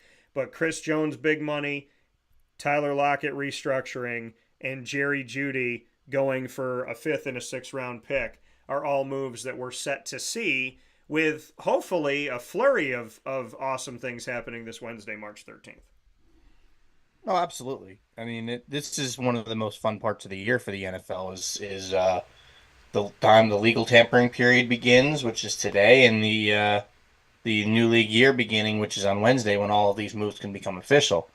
So, what we'll see, things are going to be crazy. Things are going to be crazy. Teams want guys. Players want to go for different teams, and guys are getting cut. Guys are getting signed. As we were talking there, the Jets just re-signed Greg Zuerlein to a 2-year deal, so they're bringing back their kicker, which is nice. Yeah, so safe to say the NFL is going to be crazy here. We've seen some big deals. I think Chris Jones getting paid, it's about time. Obviously, he held out last year to try to get an extension. Yeah. Had a good year, and they won the Super Bowl, so they gave him the extension he finally deserved. So it's ultimately we're gonna see a lot in the next few days about what direction teams are heading. You're gonna see what the Broncos do. You're gonna see what the Bears do. You're gonna see what the Jets do. You're gonna see what the Jags do. You're gonna see what the Bills do. The Bills have been cutting all these guys. Yeah, because the safety market this year is going to be ridiculous. I think there's 9 teams that are in the negative. I read it They also just restructured Dawson Knox. Yeah, so they created more cap space too. Because I think there was 9 teams in the negative. Like they cut Jordan Poyer. That's how they were definitely an issue. Well, they got to make. I think the team in the worst shape. It is the team in the worst shape is the Los Angeles Chargers. I think they're negative $16 million, and I think that the Bills had to make up for $9 million. So well, they cut a lot of guys. Well, they have a lot of cap room now, but they cut a lot of guys. Yeah, they cut like 6 or 7 guys. The one that surprised me was Jordan Poyer, because their defense has always been good when Jordan Poyer's on the field. So I'm intrigued to see maybe they bring him back on a cheaper deal, or maybe if he signs elsewhere. I don't think the Jets are going to have the cap room to go after him, but teams that need a safety might make sense. Yeah. Yeah. So I mean, but I'm really intrigued to see what the receiver market is, to be honest. Well, because you could see Ridley going back to, Jacksonville, especially now knowing that they will not have to give up that extra pick, or they won't have to make that pick a 2nd rounder instead of a 3rd. If they re-sign him after Wednesday. That is definitely in their best interest to wait on that. You hear the Jets a lot for him. Hollywood Brown's another one that is going to get a lot of buzz around the league. Odell Beckham Jr. might get some looks. I know Aaron Rodgers wanted him at one point last year, so maybe the Jets sign him. Maybe he goes back to Baltimore or something. But there's a lot of good guys that are free agents this year. I'm really, really interested to see what happens with free agency this week. Yeah, and there's teams that can spend a lot of money, and the Jaguars are not one of those teams right now. So Jacksonville's biggest thing that they have to do is they have to make it a point to sign an extension for edge rusher Josh Allen. If they keep him on the franchise tag, they had $29 million to spend in the offseason. He will account for $24.007 million in the franchise tag. So they need to figure his contract out. They got to get that number down. They got to get his contract figured out. And once his contract is figured out, then they can move forward in figuring out. See, because this is what I said, 2 years ago? Is that Trevor Lawrence, they needed to be planning his deal 2 to 3 years in advance. And because you take care of Josh Allen, this is what I'd like to see out of Jacksonville.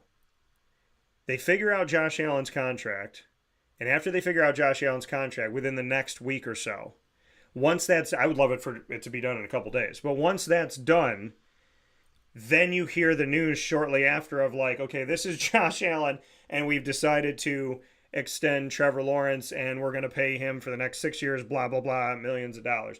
I think the biggest thing that Jacksonville needs to do right now for the fan base and for themselves and just peace of mind is that they need to sign Josh Allen to an extension. Don't leave him on the franchise tag. And that after the news of Josh Allen, within a week or two, they need to announce the future of Trevor Lawrence's contract so that we know within the next 2 to 3 weeks that the two arguably biggest players on the team are locked in.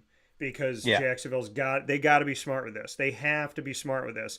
And in the case of Calvin Ridley, how much does he like Jacksonville? How much does he believe that Press Taylor is going to put him in a good position this year? Because the offense was not run well last year, in my opinion. If Peterson takes over the offense, they'll be fine. But the question is where do they want? What do they want? Does Calvin Ridley believe in this? Does Calvin Ridley have any connection to the team that took a chance on me when people weren't taking a chance on me? The team that rolled the dice with me when I was suspended for a year? Does he feel an affinity to the Jacksonville Jaguars? Or does money talk? Does he turn around and say, hey, listen, Chicago's got a lot of money. The Patriots got a lot of money. The Commanders got a lot of money. I can go get Drake May and make millions of dollars and play with Terry McLaurin right now in Washington, D.C. I could go That's a good fit. I could go to the Buffalo Bills and give them the extra piece that they need to be a Super Bowl contender. And, maybe I can't take a ton of money, but I can go there and I can maybe sign a 1-year deal for X amount of dollars and then next year sign an extension with Buffalo. What is Calvin Ridley looking at? Because he's a few years in. He's a young receiver in the grand scheme of things in the NFL. He didn't have a season where he was putting wear and tear on his body because of the suspension. So basically a year and a half because he stepped away from the Falcons for a while. I would like to hope that Calvin Ridley has some type of Jacksonville, you did me a solid, so I'll work with you on this, but at the end of the day, if money talks, the Texans, he could go play with C.J. Stroud in the same division. So, and the Texans, they got Nico Collins, but, John Mechie the third. Tank Dell, don't forget about Tank Dell. Right, but the thing is, Tank's coming off injury. Nico Collins has done some good things. You got John Mechie the third that we don't know how that's going to kind of shake out here. But if you're Calvin Ridley and you say, okay, playoff team, same division, C.J. Stroud, they got more money to spend, substantially more. I mean, right now, Houston, Detroit, they're teams that are probably most primed to say, look at where we were. We need a couple more pieces. Look at how much money we have to spend. If you go to the Patriots, they could pay Calvin Ridley a lot of money, but where are they going? Who's their quarterback? Washington, where are they going? Who's their quarterback? So if he wants to go for the money, there's the Washingtons and the New Englands of the world. If he wants to go for a shot at the Super Bowl, then you could go to the Buffalo Bills, take less money. If he wants to, you go to Miami. Go to the Chiefs. If you want, well, he'd have to take some, and then if you want to go to a place where you think they're going to make the playoffs and it might take a year or two, then you go to Detroit or Houston, or you stay in Jacksonville. But the question is where is he at in the money thing? Is he looking at Jacksonville saying, thank you for what you did for me, but you can't pay me a third of what I'm going to make somewhere else?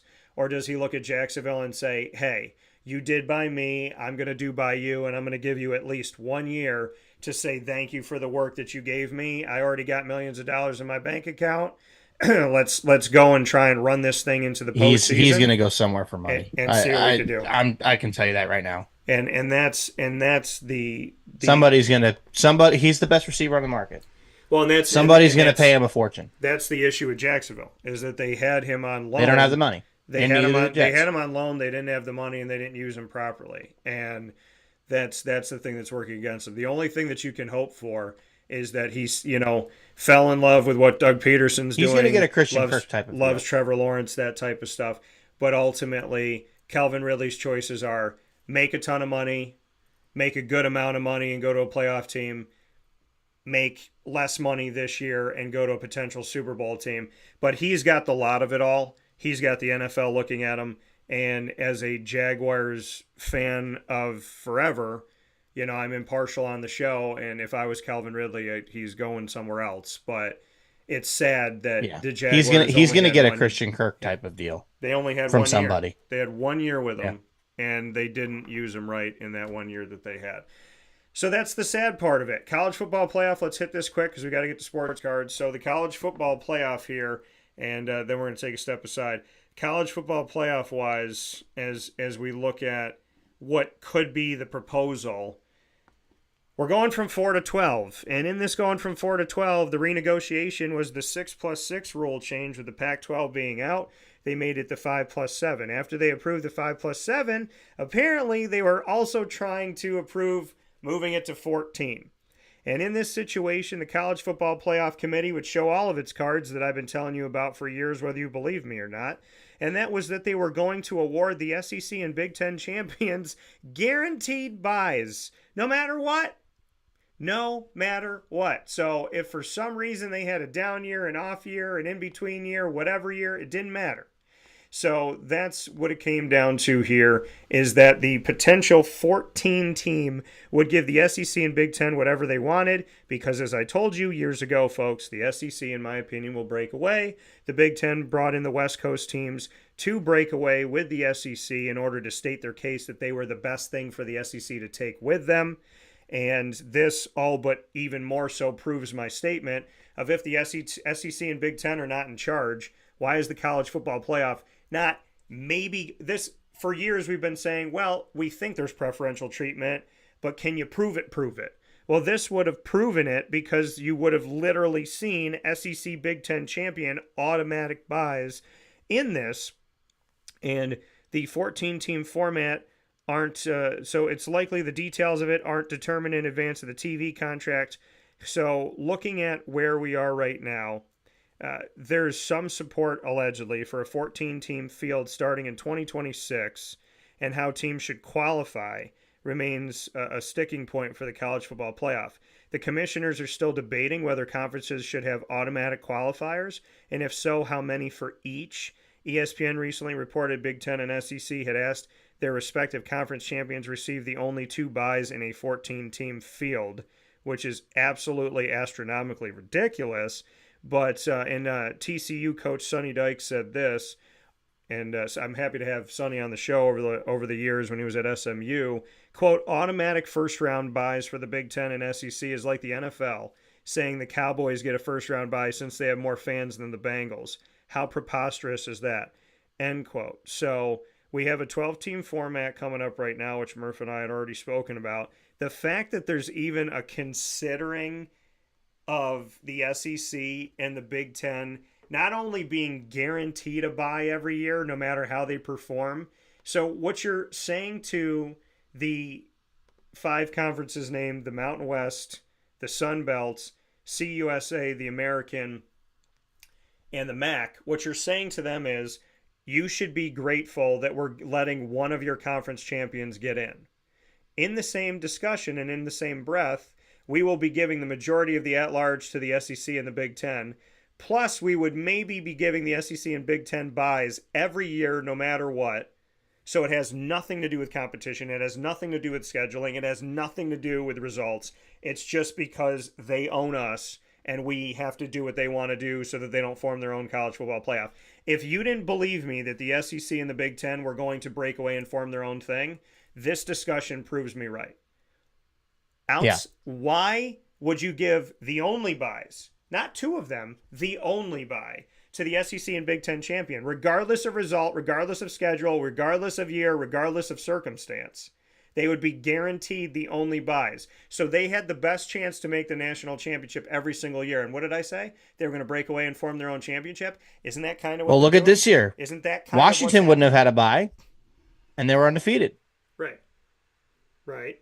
So, and there's other teams out there.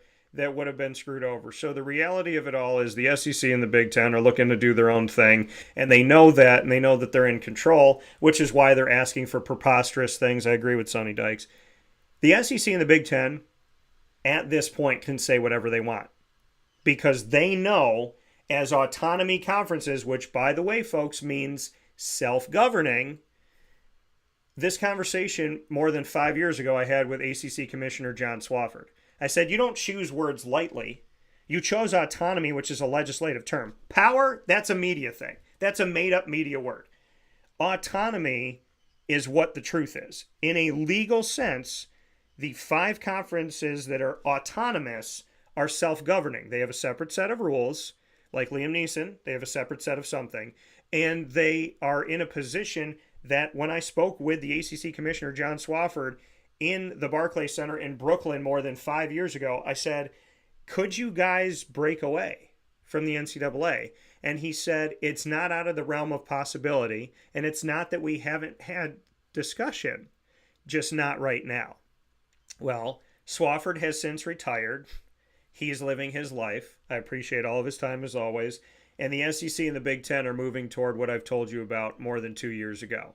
And this statement about a 14-team college football playoff that will only help 2 conferences, named the SEC and the Big Ten, tell you exactly what I've been telling you this entire time. The college football playoff is in a hostage situation being held by the SEC and the Big Ten. If the college football playoff does not meet the needs, the money, the desires, the want, and the preferential treatment of those 2 conferences, they will break away and form their own thing. And then the other 7 conferences will be left to pick up the shambles, and the FCS will continue to laugh at everybody saying, hey, we've had this playoff for years, and you guys are fighting with each other, and it's not affecting us. So that's where we stand in college football. And by the way, when they talk about the cone of silence to the commissioners, I know that firsthand. I know that more than firsthand, that's where we're sitting right now in the grand scheme of things. I can tell you that because I have spoken with the world of commissioners, and in that world of commissioners, we are in a place right now where they can't talk about the current goings-on of the college football playoff. So when I just read you that there is a not fully understood format and discussion, that's because they are not speaking on this. They're not able to speak on this at this moment in time. We're going to take a step aside for a fast break. Speaking of in this moment in time, Tay Baker is going to be joining the show later on here, and because they actually had to change their schedule this morning, which happens during the national tournament. We're going to take a step aside for a fast break. We'll be back right after this.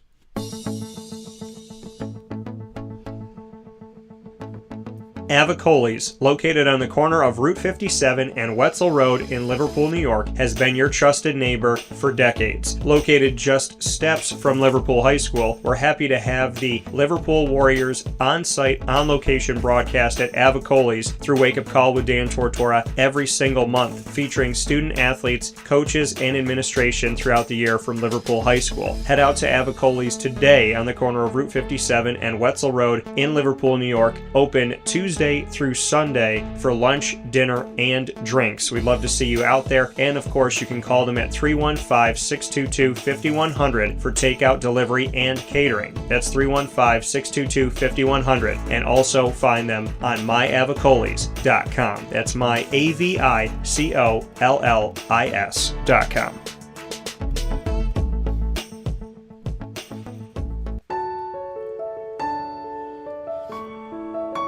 Having peace of mind when you're out of town that your furry-loving friend is safe and sound means taking them to Canine Campground, because we all know that when it comes to the love of our pets, it goes well beyond the call of duty to make sure they're safe and sound. Right, Lily? So take a ride to 242 Johnson Street in East Syracuse, New York, and see Canine Campground and where your dog will be staying, in the classic cabin, the executive cabin, the grand cabin, or of course the luxury cabin, because if you know Lily, you know she loves luxury. Now you don't have to wait to the last minute to find a family member or a friend that'll take your dog for a few days. Call Canine Campground at 315-299-4013. That's 315-299-4013. Their drop-off and pickup times are Monday through Sunday. Check K9campground.com for more information. That's the letter K, the number 9, and campground spelled with a K.com. K9campground.com. When you're going out of town, bring your dog to Canine Campground.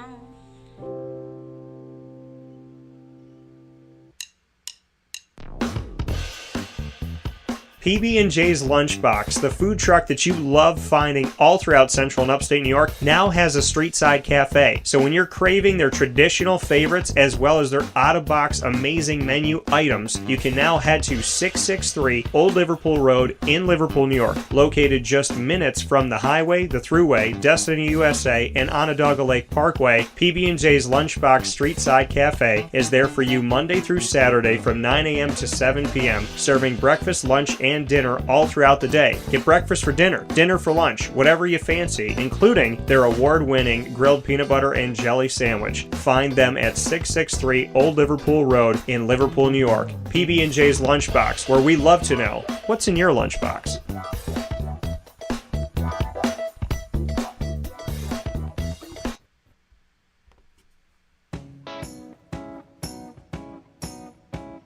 In these unique times, there are those in our community that give us a sense of normalcy and positivity. Pizza Man on 50 Oswego Street in Baldwinsville has been here for you for over 35 years and is here now.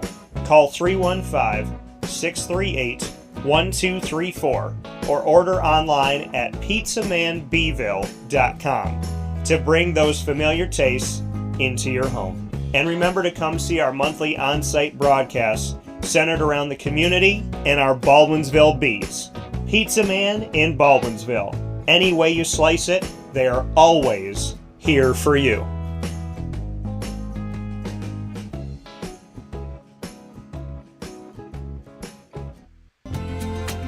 Looking for your next ride? Look no further than Great Lakes Honda City, located on 7140 Henry Clay Boulevard in Liverpool, New York. Serving our community for decades, their new and pre-owned vast array of vehicles are available to you Monday through Saturday on site. To search from home, shop at GreatLakesHondaCity.com. Call 315-365-5576 to set up an appointment. That's 315-365-5576 for Great Lakes Honda City, 7140 Henry Clay Boulevard in Liverpool, New York. Great cars, great people, Great Lakes.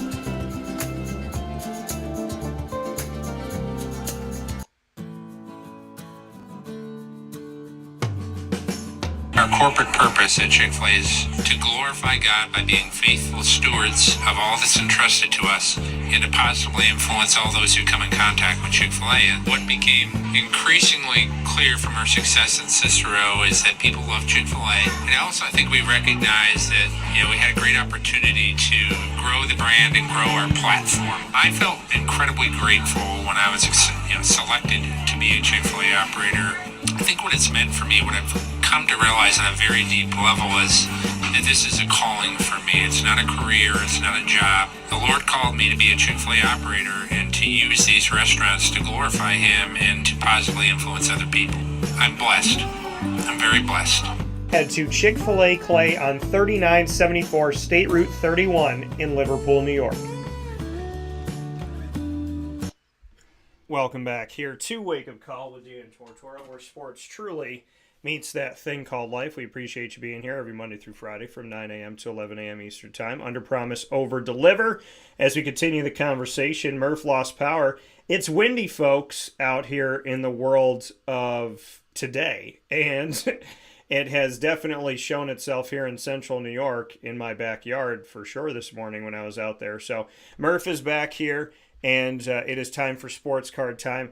GG Cards and Breaks, well, I'll let you all know this, proudly presenting to you Show and Tell. And in our Show and Tell here on Wake Up Call with Dan Tortora, we love everything that GG Cards and Breaks is doing. on 639 Delmar Place in Syracuse, New York. Open 7 days a week, Monday through Saturday from 10 to 6, and on Sundays from 10 a.m. to 5 p.m. So with that being said, the Murphalation for the Nation is going to bring you his show and tell, and then I'm going to bring you mine. Mine, 100% of these cards came from GG Cards and Breaks, and of course they are proudly presenting show and tell here on Wake Up Call inside of the DT and Murphy conversation. I will defer to you, Murph. I will go second here, and because I know that you went in the last couple days and got a bunch of slabs, and Murph is just, this is how I look at Murph. He is the Los Angeles Dodgers of sports cards. Oh, no. You didn't see some of the stuff that I saw yesterday, man. I like Murph is spending that bread. Oh baby. my God. I'm a small fish in a giant pond compared to some of the dealers and some of the stuff I saw yesterday. Let me ask you a question. Let me just I got to ask you a quick question here. Okay.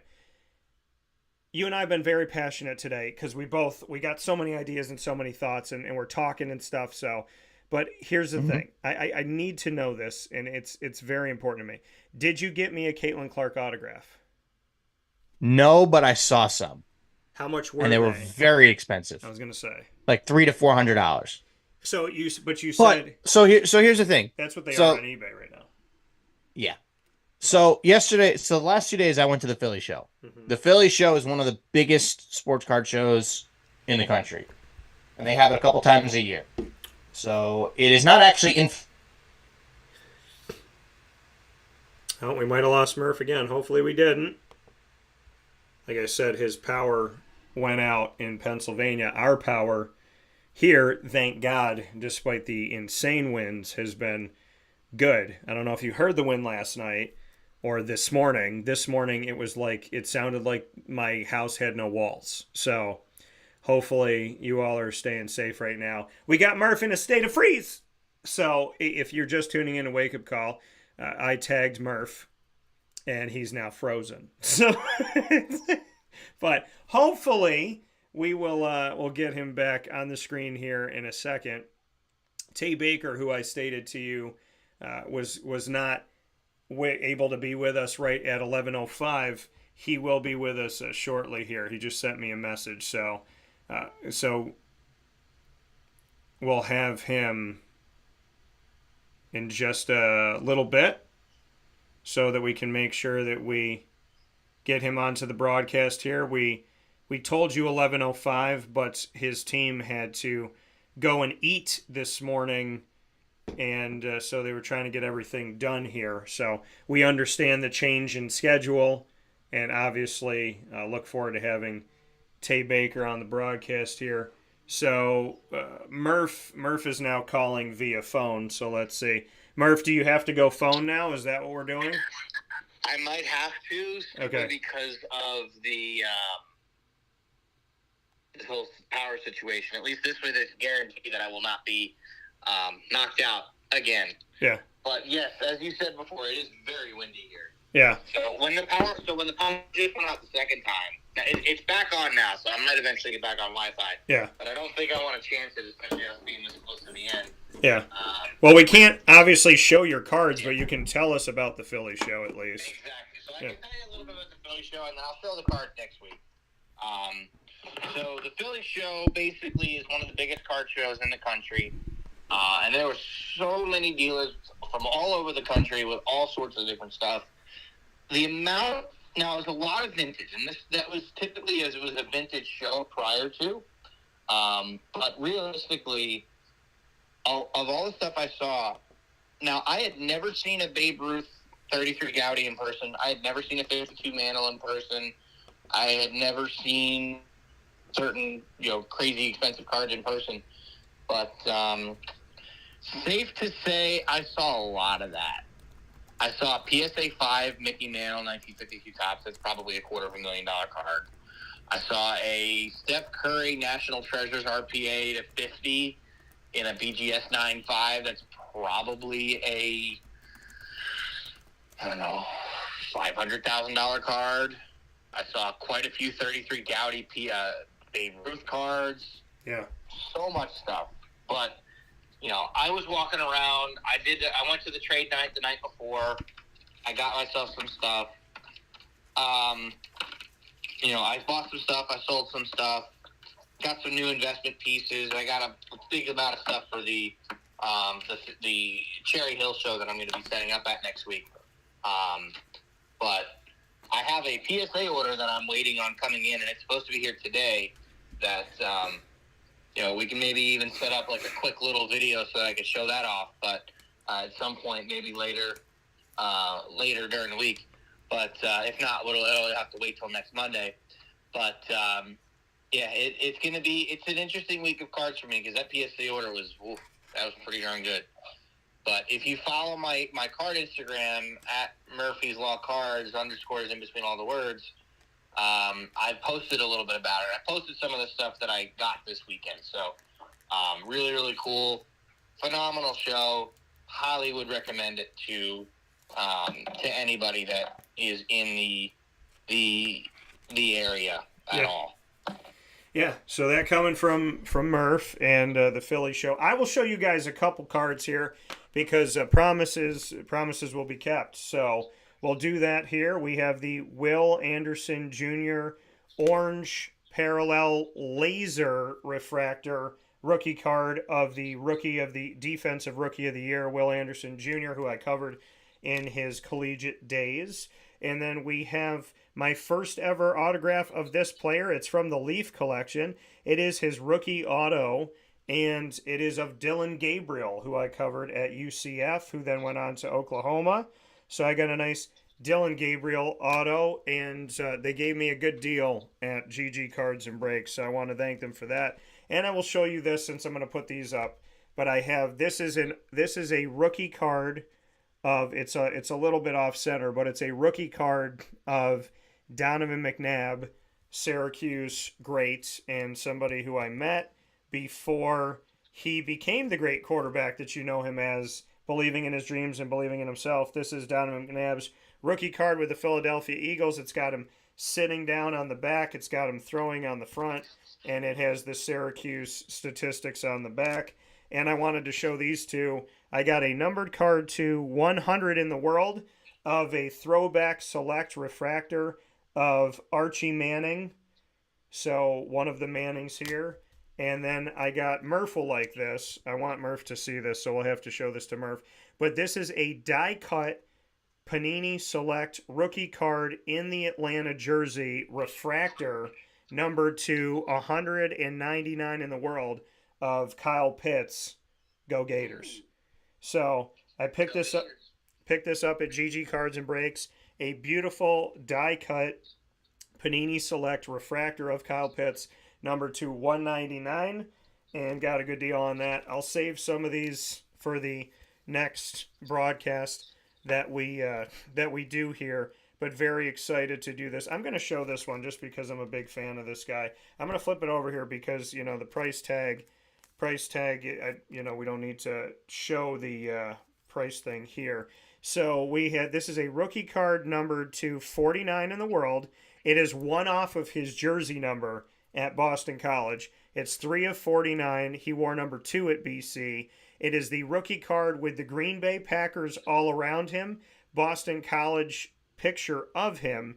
Rookie card refractor of A.J. Dillon, who's one of my favorite players that I've ever covered in the ACC. So got some good stuff at GG Cards and Breaks while I was looking through their boxes. They got so many things to look at. And, of course, the Mookie Betts Father's Day patch that I showed y'all before for LA here. Really like that a lot, and excited to share all that with you. So Murph and I will have plenty more to share, plenty of great things coming up. I'm going to end this video and start a new one because Tay Baker will be joining us in about 10 minutes, and I want to make it its own special. So we're going to do that here on Wake Up Call as we give you some extended time. And Murph, as always, I appreciate it. Appreciate the love. Appreciate all the thoughts coming in, folks, on Baker Mayfield, Kirk Cousins, T. Higgins, Saquon Barkley, Kelvin Ridley, Derrick Henry, and so on and so forth. We will talk about a bunch of stuff coming up this week. Wednesday's a big old day, as you know, for when everything gets to be officially official. And in the meantime, talking about Major League Baseball, college football, the college football playoff, college basketball championship week, the NCAA tournament, as well as sports cards. So many great things happening with Murph today, and we appreciate it, as always, to start off the week with DT and Murphy. So, Murph, my best with your power, and I look forward to talking with you soon. Absolutely, sir. The power is on at the moment. We just had a big old gust of wind, so I'll have to see how long it stays on for. Yeah, well, stay safe out there, and I'll look forward to talking with you soon. I'm going to have lunch right now, so I'm getting the heck out of the house. Yeah, do that Keep now. me in place for this power. That's what we usually do, right? You leave when like power or something's going on. You leave the house, and you just hope that when you come back, everything's normal again. So that's all the time. All right, Murph. Well, I'll talk with you soon. Be safe, and thanks for everything. Yes, sir. All right, buddy. See you. That coming from Murph here on Wake Up Call with Dan Tortora. We're going to take our final step aside of this broadcast, a Wake Up Call, and then we got a bonus broadcast coming up with Tay Baker. We promised you Tay this morning, and we will bring you Tay, but he is going to be separate here, which I'm very excited about being able to showcase Tay in a separate broadcast, but not before we take our final step aside here on Wake Up Call with Dan Tortora. Carvel DeWitt, it's what happy tastes like. Do you know why? Because we make ice cream. Creamy, rich, flavorful ice cream. Not yogurt or iced milk like some of our competitors. Ice cream. Fresh, by hand, daily. For the calorie conscious, we have something new for you. Our new Carvelite. Same great flavor, creaminess, and texture of our regular ice cream with only 35 calories an ounce. So whether you want an ice cream cake, flying saucer, dasher, carvalanche, hard or soft ice cream, we will satisfy your craving with our fresh, handmade regular or new Carvelite ice cream. Carvel DeWitt. It's what happy tastes like. The Wildcat Sports Pub in Camillus, New York is located on 3680 Milton Avenue in the Home Depot Plaza. It is your family-friendly sports bar and restaurant. Folks, some sports bars aren't family-friendly. Some family-friendly restaurants are not sports bars. The Wildcat Sports Pub in Camillus, New York is proud to be both.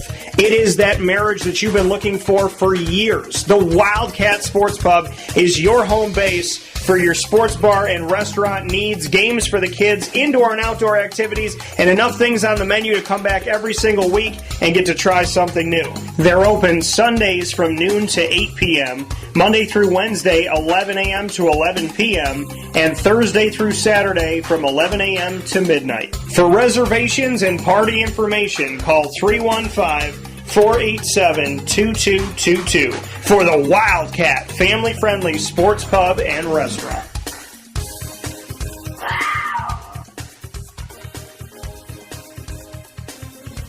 GG Cards and Breaks. Like, comment, subscribe. GG Cards and Breaks coming to you here on Wake Up Call with Dan Tortora every single week, and they are open for you 7 days a week, Monday through Saturday from 10 a.m. to 6 p.m., and on Sundays from 10 a.m. to 5 p.m. Make sure you make your way out to GG Cards and Breaks today. Let them know that Wake Up Call sent you, or you could say simply DT sent me. Whatever you would like to word it as, you can say DT sent me or Wake Up Call sent me. I want to thank everybody that's gone out to GG Cards and Breaks and taken our advice and trusted our word that they truly are the sports card shop that makes a difference and just is great with our community. They work tirelessly and they do an incredible job. They have so many unique things to their store, and I appreciate them so very much with everything that they do at GG Cards and Breaks, from having every single MLB, NFL, and NBA team on the back wall so you can actually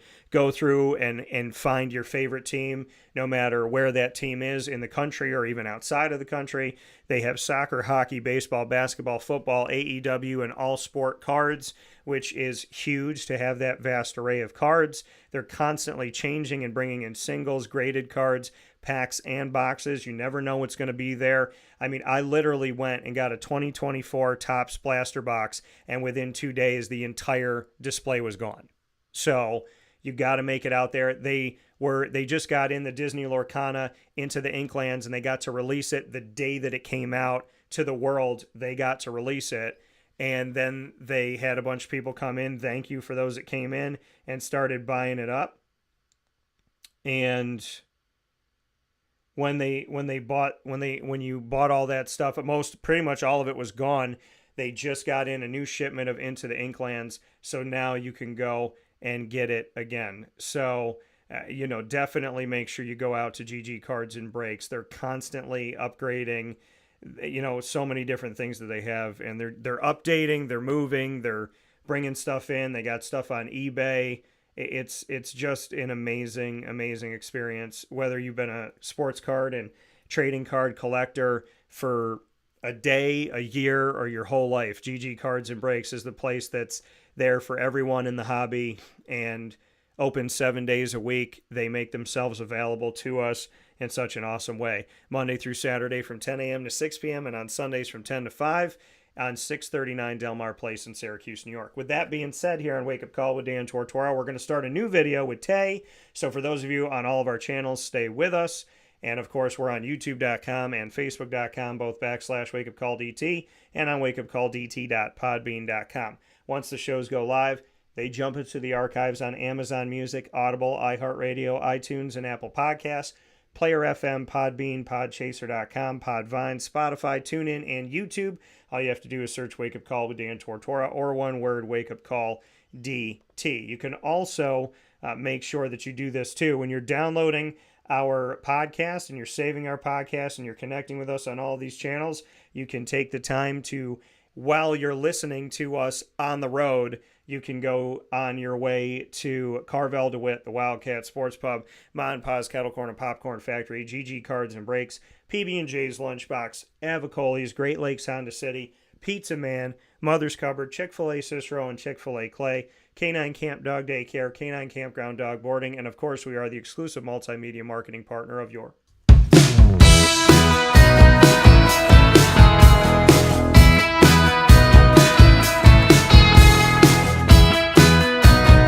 Lemoyne College Dolphins. It's Fins Up every single month on Wake Up Call with Dan Tortora.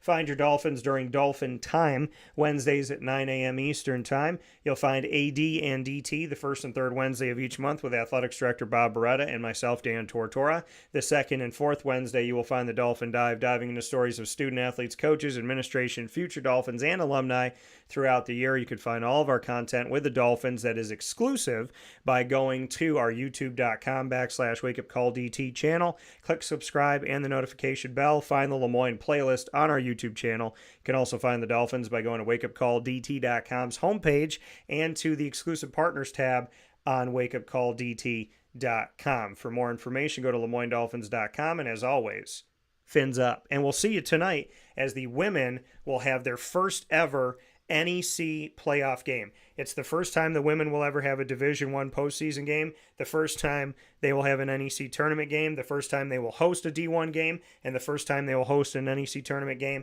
All of that's happening tonight, Monday, March 11th at 7 p.m. This historic night will happen once in the history of the team. Do not miss out on history. The Beeville Band's going to be in town, and I can't wait to see Lemoyne women's basketball led by Mary Grimes tip off tonight in their first ever NEC Division I tournament. We'll see you there. Fins up.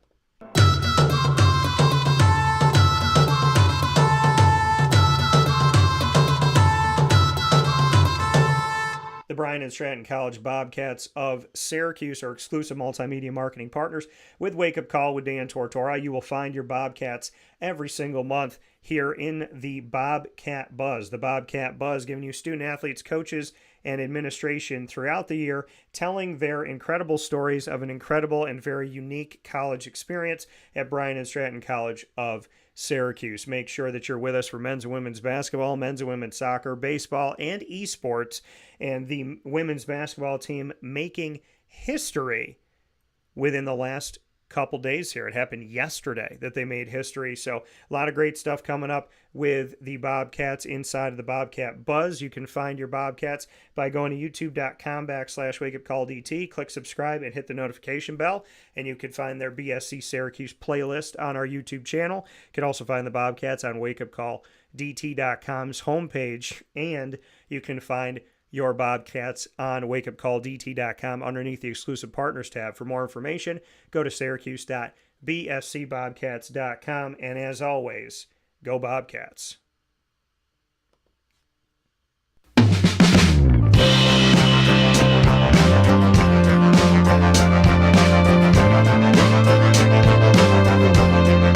Binghamton Bearcats are exclusive multimedia marketing partners with Wake Up Call with Dan Tortora. You will find your Bearcats during Bearcat time every Tuesday at 10 a.m. Eastern Time. You will find the Binghamton University Bearcats here on Wake Up Call as they officially started on March 1st. You will have on Tuesdays at 10 a.m. Eastern Time Moments with Marshall featuring Athletics Director Gene Marshall, and you'll also find the Bearcat Break Room with student athletes, coaches, and administration. Our Bearcat time Tuesdays at 10 a.m. Eastern Time. You can find the Bearcats by going to youtube.com/wakeupcalldt, hit the notification bell, and click subscribe. You can also find the Binghamton playlist on our YouTube channel, and you can find Binghamton on wakeupcalldt.com's homepage, as well as underneath the exclusive partners tab. For more information, go to bubearcats.com, and of course, cheer on that women's basketball team that is continuing on in the America East tournament with an opportunity to be an automatic bid in the NCAA Division I women's basketball tournament. Go Bearcats. With that being said, here on the show, I want to thank you for tuning in to DT and Murphy, starting off your week every week on Wake Up Call with my good buddy Brendan Murphy and fellow Marywood alum, talking about so many different subjects. Facebook at Wake Up Call DT, X at Call DT, Instagram at Wake Up Call _DT. And as always, folks, God bless